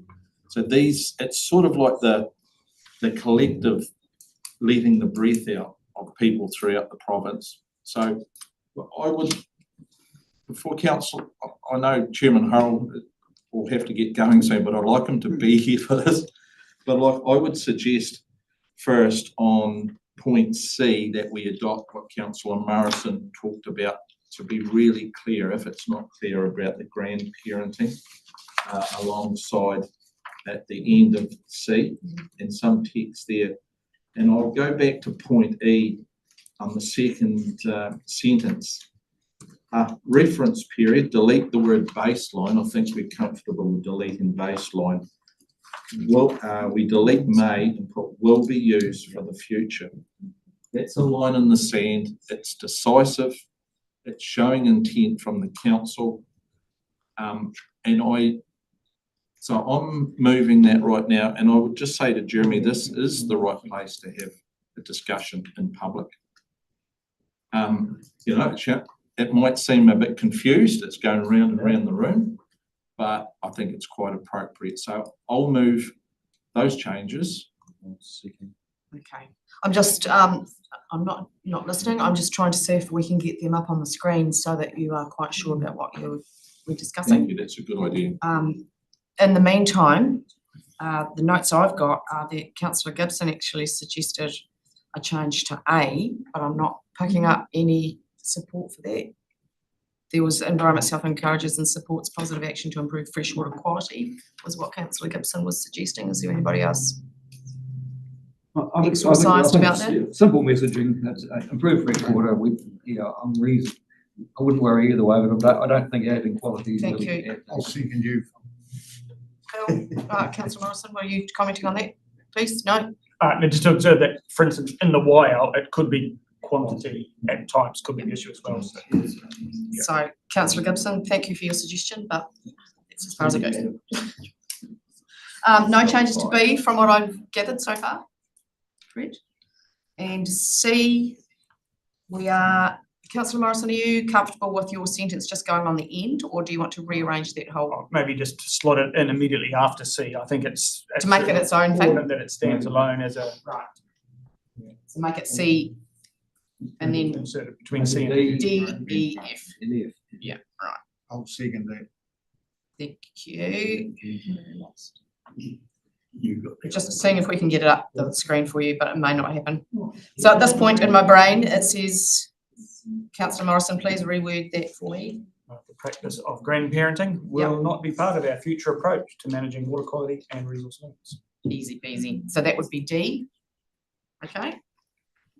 And then E would be, we encourage people to reduce losses and uptake improved environmental practice now. I'd kind of put that in capital letters if it was me. Underline it with a crayon. And F, pardon me if I've got this wrong because I was trying to take 6 million lots of notes at once. Limits will form part of the 2027 plan change, but what these will look like is yet to be determined. A reference period will be used in the future, and we encourage landowners to record information from the last 10 years, reference period of July 2014 to June 2019, on land use area and type, stock types and numbers, fertiliser use and actions adopted on farm. That will be F. Madam Chair, I'd like to move an amendment to that. Okay. Let me just hear Morris's one first so that I'm really confused. So the amendment is in relation to E, just what I've said before. The new E or the old E? Yeah, the new or the old. I think I understand what John is talking about, but I am concerned that a baseline which is already too excessive, too polluting, is not a baseline that we want. So I think we should just finish F, which is F now, was E, F, at the word determined. So I move that we change F so that it reads, limits will form part of the 2027 plan change, and what these will look like is to be determined. Is there any support for that change? Is there a seconder? Yes. By Stuart. Any commentary on that? I have something, Councillor Morrison. I don't support it. I would suggest that it's important to maintain a reference period, considering that there's also the opportunity within that period to record positive investments that may have already been made within a farm operation, for example. I've a farmer may record in that period I put in 6 hectares of wetland, and I would like that to be recorded as part of my investment during the reference period and be recognised for that, for example. So I think if we consider that a reference period is important, not only for what harm may have been done to the water quality in our regions, but also what positive contributions may be made in that same period that could be recognised. Thank you. Councillor McDonald? And then- Yes, again, I don't support that either. We hear about people, first comment they make is that I've already done this, or am I going to be recognised, Peter? They say, am I going to be recognised? And for years I've been saying yes. So it would make me pretty hard to support this amendment. So I'd encourage to put the amendment to the vote. I've got another. Mr. Bolt? Okay, so obviously, so it's all very well, so someone or other might have done something that it actually bring about the improvement we were looking for at that time overall. And so I think that's what Morris is saying is that, and I agree with him, is that we're not necessarily looking at that's where we want to be today, because we never actually achieved that improvement at that time. That we were looking for. We recognised it then that we required an improvement, but we never, I'll say we never quite got there. And so are we just going to add to that? So even though people did do stuff and recognise that, but did they actually achieve the outcome that we were looking for at the time? And I would suggest no, they didn't. Thanks, Stuart. I'll give Councillor Rodway the opportunity to reply, but then I'm really keen to move on because Chairman Horrell wants to go. No, thank you, Stuart. I think everybody understands where we're coming from. The things that Phil talk about, that doesn't exclude them from being there. It just makes it very clear that limits will form part of the plan change, and that those limits will be what people have to try to get to, or will be forced to get to ultimately. Thank you. Okay, so the motion on the table is Councillor Rodway's amendment to Councillor McDonald's amendment, which is to exclude everything from a baseline or reference period for E. So can we have an indication, please? All those in favour of that exclusion from point F, please say aye. Aye. Against? We're going to have a show of hands, thank you. So the noes have it. So that change will not happen. Thank you, Councillor Rodway, for the discussion. Which takes us back to the original amendment. So we've inserted Councillor Morrison's, the practice of grandparenting will not be part of our future approach to managing water quality as 5C. 5D becomes, no, that becomes 5D.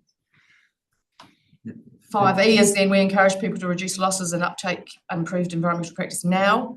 And 5F now will read, limits will form part of the 2027 plan change, but what these will look like is yet to be determined. A reference period, so that's excluding baseline, yep, will be used in the future, and we encourage landowners to record information from the last 10 years. Reference period of July 2014, June 2019, on land use, area and type, stock types, numbers, fertiliser use and actions adopted on farm. Madam Chair, can we please vote on them A to E separately from F? Sure. Okay. Okay. Everything else. Okay. So 5A. All those in, have you got something to say? Just A to E. Without wanting to prolong the conversation for you, Madam Chair, I just noted with the addition around the practice of grandparenting, we are referring to quality, whether we want to just stick with fresh water, like we did with point A. I'm not sure what you think, Councillor Morrison. Yep. Fresh water. Yep. Great. So, Councillor, are you suggesting we do 5A and then 5B and then 5C? No, I'm suggesting we do 5A to E and then do 5F separately. Okay. Is everybody happy with that? Just a quick nod, right. So I am putting the recommendations 5A to the new E. I'll move. Thank you, Chairman. Seconded, Councillor Pemberton. All those in favour, please say aye. Aye. Against? One no, recorded, thank you. And amendment, recommendation 5F, which is a whole new thing. Can I have a mover for that recommendation, please? We've already had it, haven't we? McDonald and Kemperton. Oh, yeah, okay, yep. So I'm putting that motion now then, the recommendation rather. All those in favour, please say aye. Aye. Against? No. 2 noes. Do you want yours recorded as well, councillor? Thank you. That is carried then. Thank you, folks. I think that takes us to the end of item 1. Surely not. Afraid I'm going to have to depart, Madam Chair. Thank you, Chairman. But actually, this is a vigorous debate and it's in public. I haven't got too much discomfort for that. I've probably got a bit of a journey to go with some of the details, but actually, this is important stuff. I haven't even got my mouth open. We need a 10-minute break. I would like to suggest after such an intense concentration period that we have a cup of tea. And we're at our 2-hour limit anyway, so that works nicely. Staff, thanks for your patience. If you've still got a paper to present, I'm sorry about that. We'll see you shortly. But in the meantime, I'll adjourn the meeting until 3:15. And thank you for your contributions so far.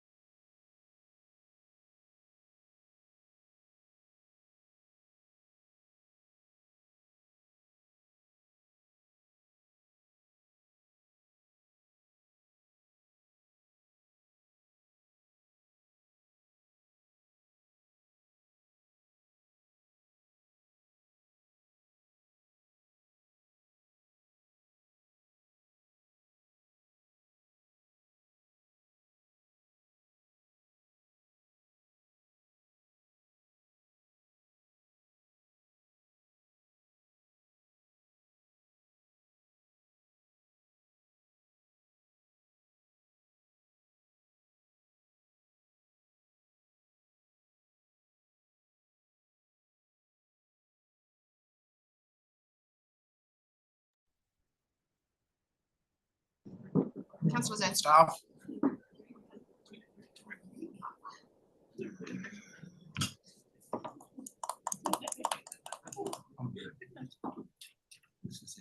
Haere mai, welcome back. Second item of the day. You're doing very well, man. Just by way of expediting things a wee bit for you this afternoon, I've discussed with staff deferring items 9.6 and 9.7, which are the wetlands topics, because they're probably not something we want to brush over lightly because we want to go home in a hurry. Deferring them to the council meeting coming up on the 25th of September. So would somebody like to move in that direction, please? Thanks, Councillor Pemberton.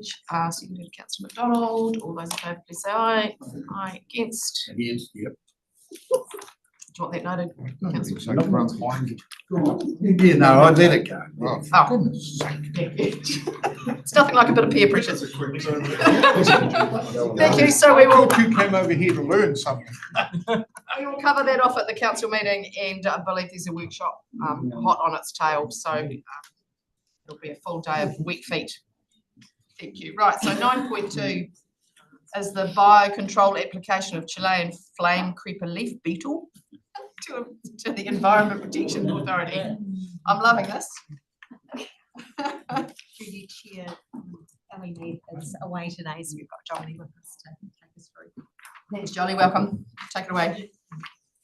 Yeah, so I guess it's just for you guys to receive report and note that we are looking to apply to the Environmental Protection Authority to kind of look into the release of the Chilean flame leaf beetle, which has been Manaki Whenua Lenki research have been doing either host testing and research into it, and have found that it seems to be host specific to the Chilean flame leaf, and will be eating it up hopefully and doing it with control for us across New Zealand if the Environment Protection Authority will allow it into the country, and also that the Environment Canterbury are doing a similar application in regards to the Darwin's Barbary rust that they're hoping to introduce as well. So both of these species are prevalent in Southland and causing a little bit of an issue. So it's kind of a summary of it. There was a bit of information for you guys to digest. So thanks. Any questions, councillors? Councillor Ronway? Thank you. Has there been any work done on the effects of birds eating these beetles? Imagine they'd be quite tasty, and that might, that might reduce their effectiveness, but birds would be native birds like bellbirds too. So that is one of the unfortunate things that we can't really test too much until they're out in the environment, but it has resulted in biocontrol agents probably failing in the past.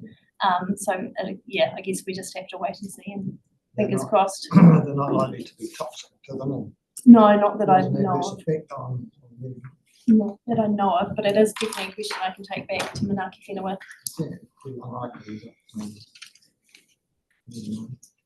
Thank you. Any other questions? Oh, Anne, thanks. Not actually a question, a follow-up from the workshop we did 6 months ago almost, where the Chilean fire creeper came up. Has no hazardous substance. Yep. Stuart used to be a member when he was with Te Rūnanga. We were discussing, I'm pretty sure there's more than trials. In fact, we thought they'd actually proved that little thing. No, so I've got a meeting with the Ngāi Tahu Has-No committee in a couple of weeks' time with Environment Canterbury and Otago Regional Council. So the testing has been done overseas and then in the laboratory in New Zealand. So it is still in quarantine and it has not been released. So we're kind of doing the application to the EPA going with all the research that we've got. Can it be released into the wild? Be really good. You know, if you want support or you want someone to help teams in, like that person, then, or even my mum, you know, awesome. Yeah. Like bring Te Ao Marama on board. Yes, yeah, and so I guess part of that will be a pre-consultation Cool. process that we're going into at the moment. Awesome, yeah. Asking the community what they think. I'm saying this, sorry, and I'll be direct with it, because like many other entities, there's many new staff up at Te Rena itself, and many new people and faces, and their memories are not very long. Thanks, Anne. Just a question from me, Jolly. Appreciate that EPA have a robust and rigorous process. But what climate change considerations do they take in now that, you know, the beetles and the rust might be surviving in vastly different climatic conditions in the future? Is there a way? I'm not exactly sure. I guess yeah, climate change has definitely seen more weeds popping up in other places, you know, than previously. Yeah, I'm not sure. The if that beetles kind might, of you know, consideration- be like giant beetles with No, more yeah. legs and. They're not that big, unfortunately. Kind of cute though. Well, they could be, who knows? No, right, thank you. Oh, I've been watching The Simpsons too often. Those three-eyed fish keep popping to me. Any further questions? So the recommendations are to receive the report, note that staff are applying to the EPA for the Chilean flame creeper, and that is supporting, I suppose, the Darwin's barberry agents from Canterbury. So those are the recommendations. Would you like to move them, please? Thanks, Councillor Rodway. Seconded. Councillor Gibson. All those in favour, please say aye. Aye. Against. Carried. Thank you. 9.3, the consultation on the second emissions reduction plan. While Shana's coming to the table, I'd just like to commend her on the excellent letter and work that she's done. Thanks, Shana. Take it away. Kia ora koutou. In this report, we are seeking retrospective approval of our submission on the second emissions reduction plan, which was lodged prior to the closing date of the 21st of August last month. And the details of the plan and our draft submission were extensively discussed in the workshops that were held in July and August. And I would like to note that the content of the report unfortunately was not fully updated following the change in the meeting date. And I apologize for this oversight and any confusion it may have caused. But the next steps section on the third page of the report correctly outlines the latest developments, including that we are seeking retrospective approval instead of approval of the draft that's yet to be submitted. And the draft submission that's attached to the report, which is the last attachment, shows that we have incorporated changes that were suggested in the second workshop. The changes that we made are currently marked in blue, but I would also like to note that prior to lodging the submission at the end of August, we revised the final draft slightly to enhance clarity and flow. And on the draft plan by the government, the reduction plan is expected to be released before the end of this year. We will be giving it to you when that time comes around. Any questions, councillors? Comments? Yes, Councillor Madam Chair, yes, I agree with you, Madam Chair. It was an excellent letter that was written to the government. The government plan is it's got some good things in it. Talking about smarter electricity systems, the plan to increase the number of EV chargers around the country is good, but actually it could be better if they encouraged home rooftop solar, because most EV charging occurs at home, and in that case people can drive on the sun and not have to pay for their power at all. So those are things that are a little bit weak in the government's policy, but overall, there are some good things there. I know that we did a bit from what it was. No, thank you, Madam Chair. The letter in particular was very good, and you do refer to in the letter. Refer to, as I see it,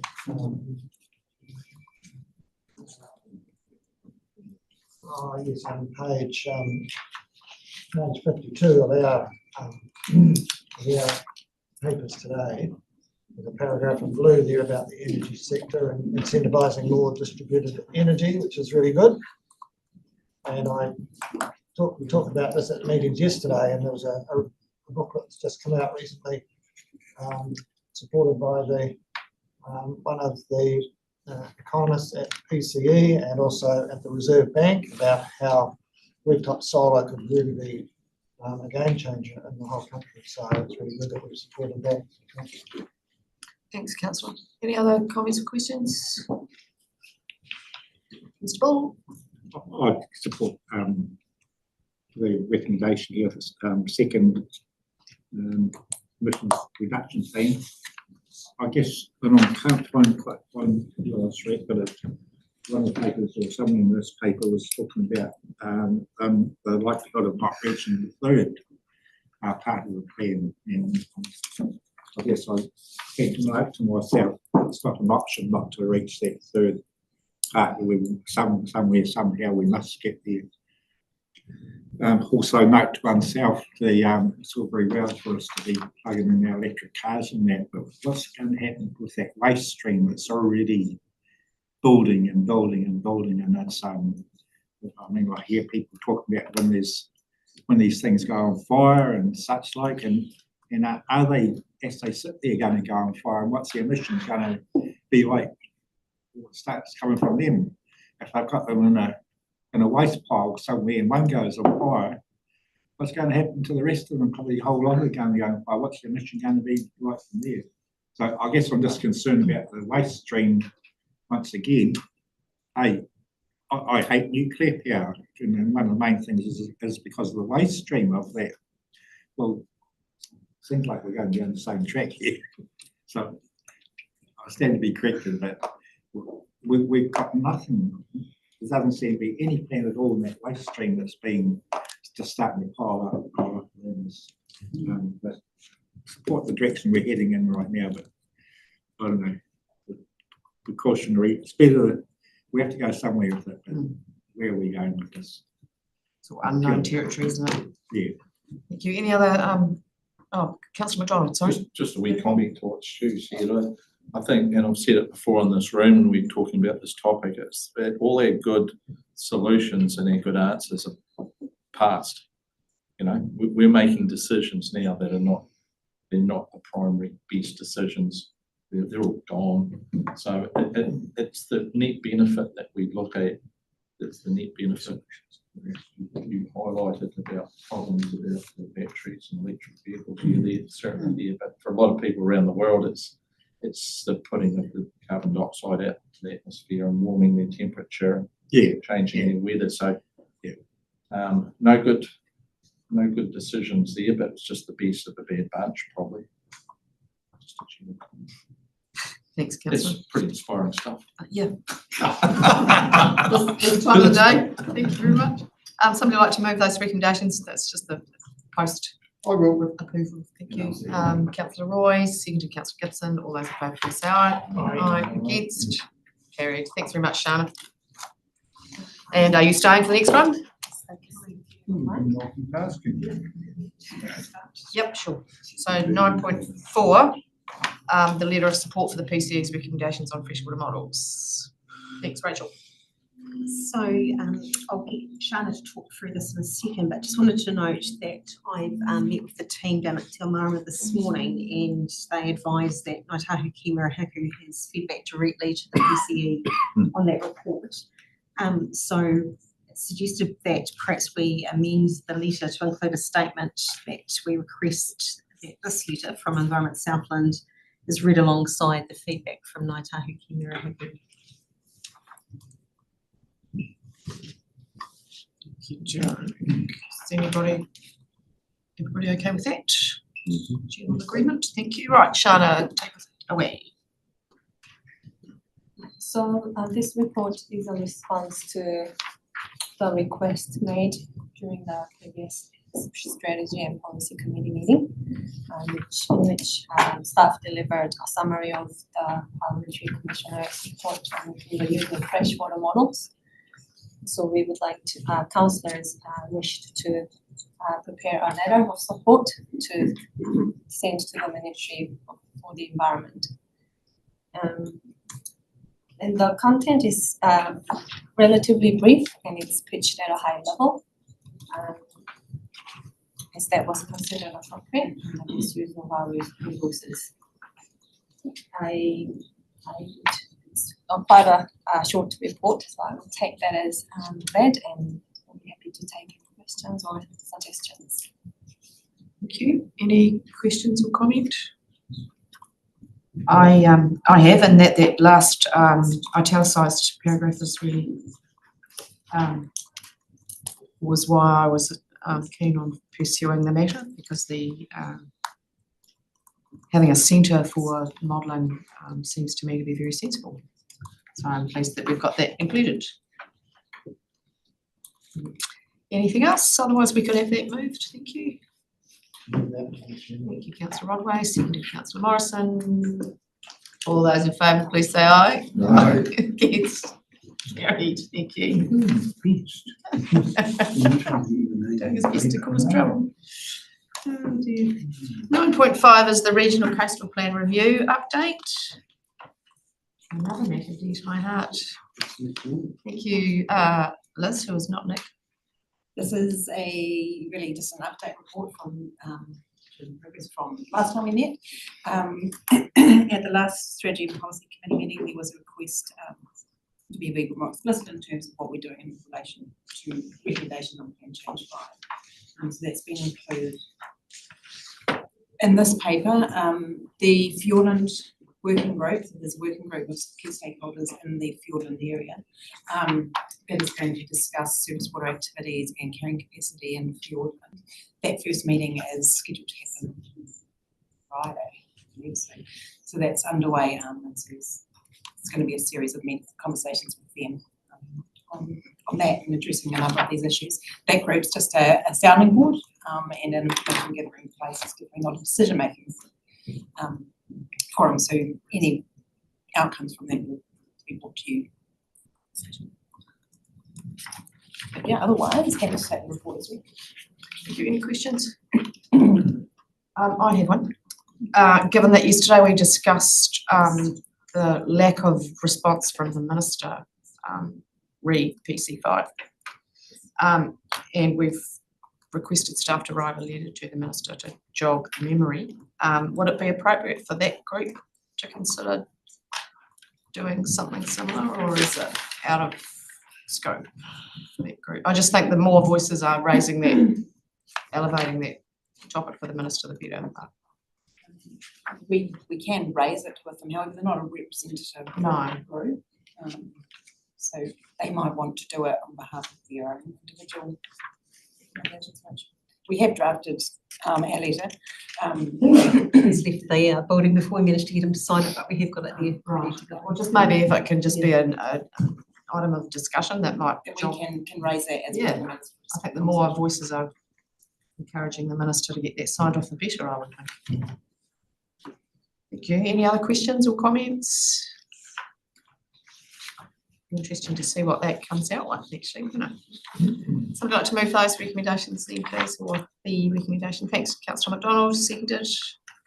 Councillor Pemberton, all those in favour, please say aye. Aye. Against? Carried. Thank you. Right, so we have agreed to defer 9.6 and 9.7, so we'll move on to 9.8. which is the Government Policy and Legislation Monitor. And this is amazing. I was very impressed by this document. So thanks, team, for that. It looks really good. Take it away.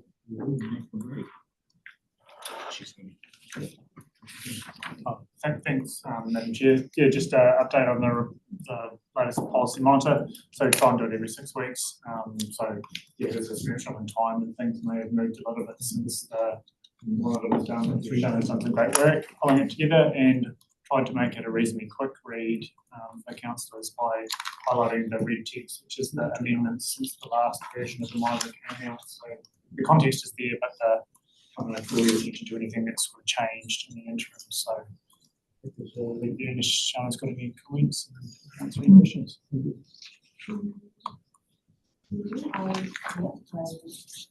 We would like to have any feedback to improve the usability of the document going forward. We have briefly outlined in the background what took place in the past month in terms of policy changes from the central government. The changes are happening rapidly, so there, as Marcus explained, this is a snapshot at a point in time. So we will bring more updates in the next meeting. Questions, people? Councillor McDonald? Yeah, just got a question. I was out the other night invited, and it's the commercial directors were there of a company. And one said to me, you must have nothing to do at the council because the government has just got rid of all the regulations. Very seriously, very serious way was the belief.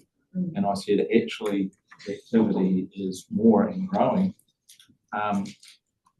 That's what people believe out there, that all this stuff has gone away. I see communications in the room, and there might be some comms out of this meeting.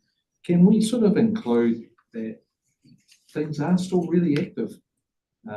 It's not when you're adding policy, but when you're taking away and amending stuff, doing changing stuff, there's a lot of activity and there's a lot of work for this council. So I'm just putting that out there. That would be appropriate to include around this item, and just let people know that it's nothing's happening. That's just what I'm getting out there, people. Yeah. No, it's just a suggestion. Comment before I do. Yeah, through you, Madam Chair. I guess there is lots going on, and I guess the purpose of this document is to try and keep it all in one place to keep everyone up to speed of what's happening. But I guess we're trying to focus our attention on where do we prioritise our energy and time around the swathe of changes, and where do we have the biggest bang for buck in terms of making an impact. So there's a lot of acts changing, but there's also national direction changing and feedback here and there. So we're trying to be strategic and forward-looking as we can, and be best prepared. But ultimately, always going to end up in that short time frame for turning things around and trying to get it past council. So the more proactive we can try and be and forward-looking, the better. So happy for any suggestions on how we try and garner some positions on different bits and pieces in advance of it landing, so it can be a bit more thorough and a bit more accurate, or how do we strategise and pick off the things we really want to play our role in, and where do we want to happy to watch it go past. So any feedback from councillors in that sense, we're happy to take it on board and try and factor that into that transactional space of reacting once it hits. This is a good question. In response to your point, Councillor, the fact that we've got 20 pages of stuff that's going on highlights the fact that there's lots going on. You know, this is a really comprehensive report, so and reinforces your point completely. I would. Yeah, so we know that. But yeah, we just have to. Yeah. So one of the commercial directors says I'd use 2 days a month. He assumed that's what councillors spend. That all he spends on his directors? Well, I don't know. It's quite surprising. So there is a general belief that this activity around government has virtually ceased for regional councils. Yeah, thank you. And to your point, Marcus, we'll apply our thoughts to how we can maybe once every so often have a prioritisation session. Maybe would that be helpful or something? Even if it's just, I don't know, chuck some balls in the air and see which ones land first. I don't know. Councillor Rodway? Well, it's just on one of those things, really. That's the Three Waters and the local water done well on page 155 and 156, really, the description of what's going on there. And I really support the initiative that was undertaken for councils across Otago and Southland to work together, despite what the Mayor South Linda Cargill said the other day, it's really important for all councils to work together on that, not only to reduce costs for the territorial ratepayers, but also to ensure that, we have really good systems that are discharging either stormwater or wastewater into our environment. I really support that, and hopefully that will be fruitful. Comments or questions? In that case, somebody like to move the recommendation, please. Thank you, Councillor McDonald, seconded Councillor Morrison. All those in favour, please say aye. Aye. Against? Carried. Thank you. Thanks, team. It's a great thing. Frightening, but good. Thank you. And 9.9 is the group work update. Rachel? So this is a summary of all of the activity across the group, and it's really there for your information, and we're very happy to take any questions. There's a question out now. Questions on any of that? The district plan is taking forever. Thank you. On page 162, there's a conversation there about the view of estuary beautification and that report, and it notes that the discharge from the wastewater plant does discharge nitrogen. It's not a major one, but it still needs to be improved. Well, I wonder what the impact of the old dump is on the estuary. You go on that walkway around the lagoon, and you walk down the tracks, and you'll see all this twirly water, Black goo, coming out and flowing down into the lagoon, and it's not very nice. It's an understatement. I don't know what can be done about that, but something needs to be. Yeah, and I think you contribute, Karen, but the monitoring at the dump site. We did testing there. Yes, yes. So Karen, do you want to? Looks awful, may not be that terrible. Looks bad. Comment.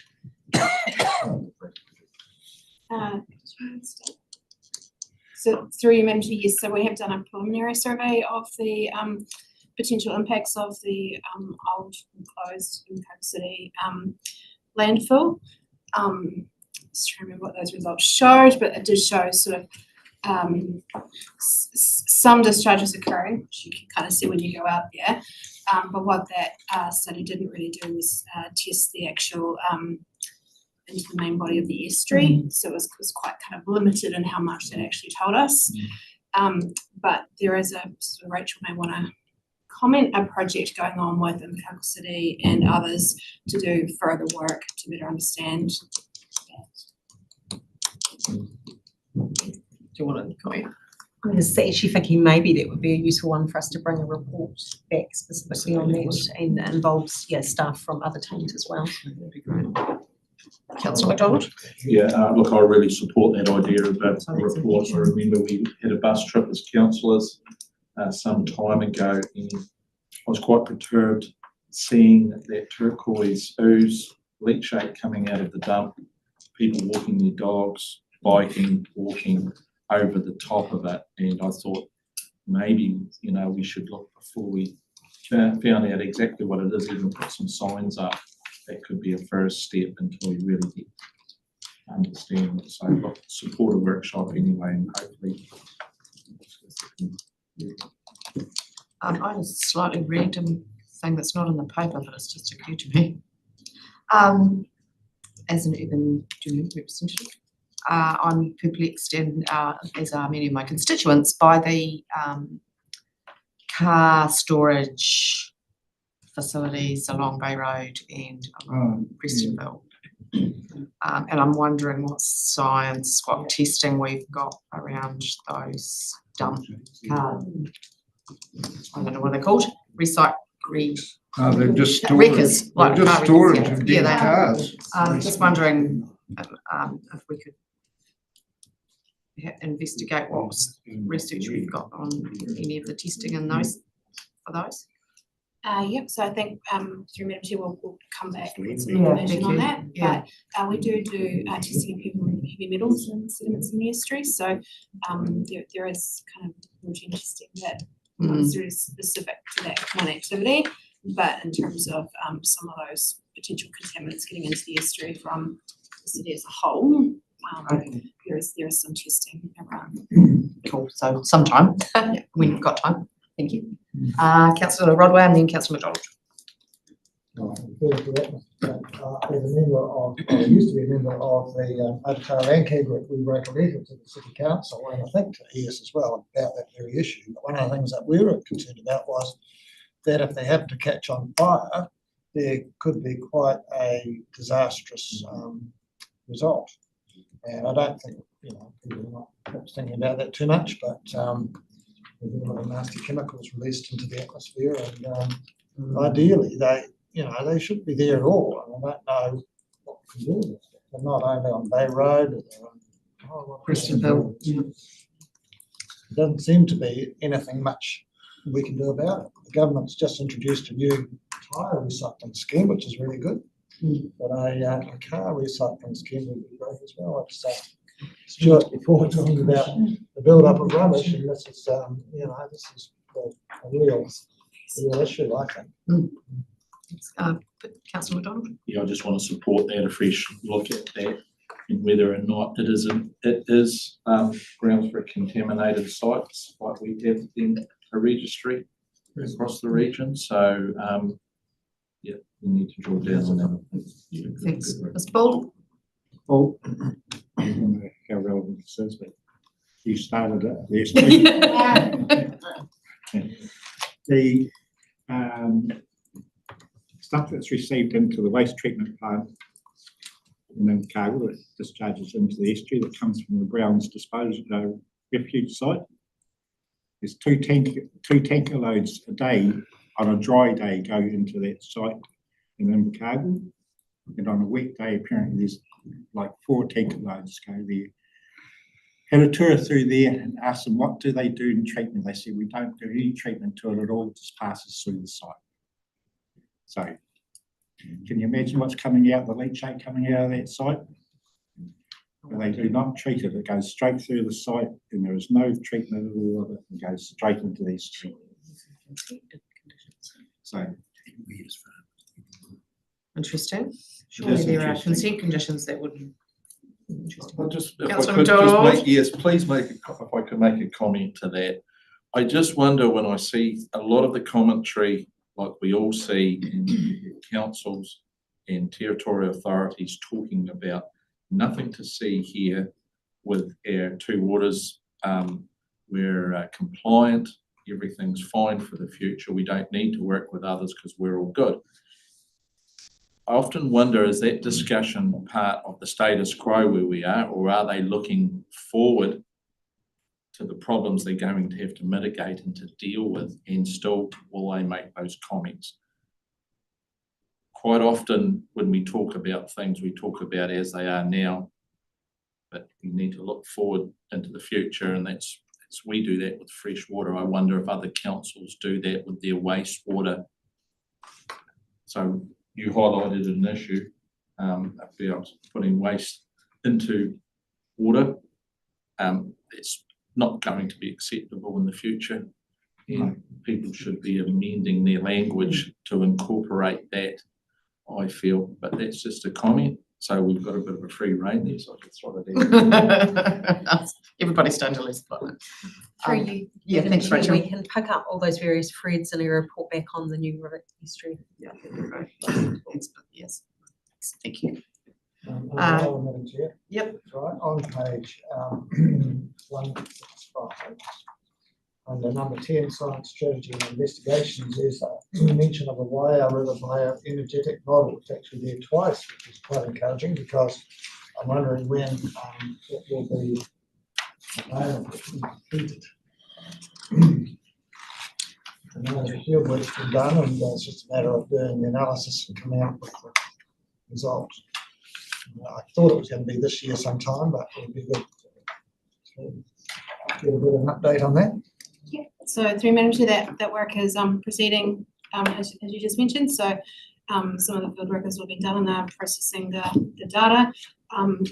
The latest projection is that, which is in accordance with the original plan, is that it'll be around November that we will have the work complete and have something to share. Thank you, John. Thank you. And Chairs, I see the Watuna Lagoon monitoring has been talking about for a wee while now, I suppose. What's the availability of information to the public? How recent will that be made? The applicants working through an open regime based on what this will say, I suppose. What's the availability they're going to be? Through you, Madam Chair. So we've ordered a monitoring buoy to set up some real-time monitoring of, I guess, about 7 different things. And once we get that set up, that will have telemetry capabilities, which means we'll be able to put that onto our website. That's the intent. So we're just still waiting for that to arrive. So that'll be kind of step 1 to get some data. That would be great. Yeah. But we'll still work towards getting some of our other data up there, but I think we need to better understand what people actually want to see and understand from that data. So still working through what that might look like. But yep, step 1 is really to get the monitoring buoy data up there. I would suggest I'll be looking for those 5 contaminants that are the trigger for whatever is a community, would be my suggestion. Yes, yeah. Thanks. Anything else, councillors? Can I just ask, just for that question, will that give the general public an idea of where things are going? It's signalling. I'm looking at signalling actions as opposed to that being done through the newspaper. We know what it was like last Christmas around that New Year meeting every 48 hours. It's quite a tense time, but if you can give a direction of travel signal through that monitoring to the public, at least they know that okay, things are building. And that is that what we're thinking for that? Through Madam Chair, it does get quite complicated because obviously the chemistry and of that lagoon changes quite significantly when it's open versus shut. Yes. So it actually requires some interpretation of the data and some analysis of it in order to actually be able to track kind of its projection. It's a hard system to just look at the data and get a sense from just the data coming in because it changes so much. So certainly LAWA, there's analysis of that data and it's kind of closed and open state, and so that is done through LAWA, but appreciate that that's not regular enough for some. That's only updated every once or twice a year. So that is, I guess, that's part of that second phase that I was mentioning, where we need to work through. What does the community actually want to see from that data, and how can we set something up? That'd be great. Thanks, Karen. Right, would somebody like to move that recommendation, please? Thanks, Councillor Kempton, seconded Councillor McDonald. All those in favour, please say aye. Against? Carried. Thank you. There is no extraordinary or urgent business, and there's no public excluded business. So I will. 19. Oh, sorry, 19. See, got ahead of myself. Too excited. Update on councillor requests. Thankfully, he's not going to take us long, I don't think. Got a few questions. All right. No pies for you, councillor. Just one. Sure, go for it. I think it's a really good item there. Can we just ask a question and then it can appear? Is that the way it works? Kind of. If it's recorded as an action and as part of the meeting, it appears there. I would just like to just put out there just one question. For me, it's rather simple, around communication workshop with councillors, in particular around our freshwater. I'm going to use the word journey, but I'm not going to use that now. Conversation, freshwater conversation going into the plan change. It's a pretty, as we saw earlier on, it's a pretty weighty topic, isn't it? And it's more, I see it less as a freshwater topic, more of a community-centric topic. And my view is that I would like to see the experience around this table incorporated into a communications program. So we've we're central to that, or we have input into that, as opposed to just reading the press release in our emails. So we're prepared, we can give bespoke messages that we hear from the community and add to that work. So we're suggesting a workshop at the appropriate time with the relevant staff to come together and maybe design this November communications set of actions that we're thinking of doing. Would that be reasonable? So I don't know how you put that into a question, but it's sort of. Well, I think it's there's an opportunity for us to kind of brainstorm some language or some, avenues or whatever. So I think it would be important for us as councillors to remember that our input is one of many in that situation, and so some of our suggestions might not be picked up. Absolutely. But I think it's important to have the opportunity to contribute, because you know what your community are going to hear or what they're going to understand. So our communities. But Rachel, does that work for the team? Through you, Chair, on page 18 of the agenda, there was a list of workshops. So there's 6 between now and Christmas, and that can certainly form part of some of those sessions. Also, comments will be part of a session or at the end of a session or something like that, has that interaction. Yeah, we can definitely do that. Yeah, that would be great. Thank you. So that is an action as recorded, councillor. Right, would somebody like to move that we received that update? Thank you. Thank you, councillor McPhail, you're still alive.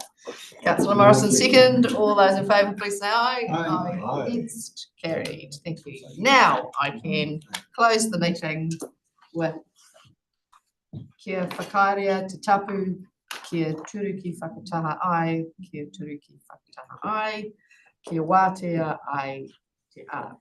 Haumie huie tai.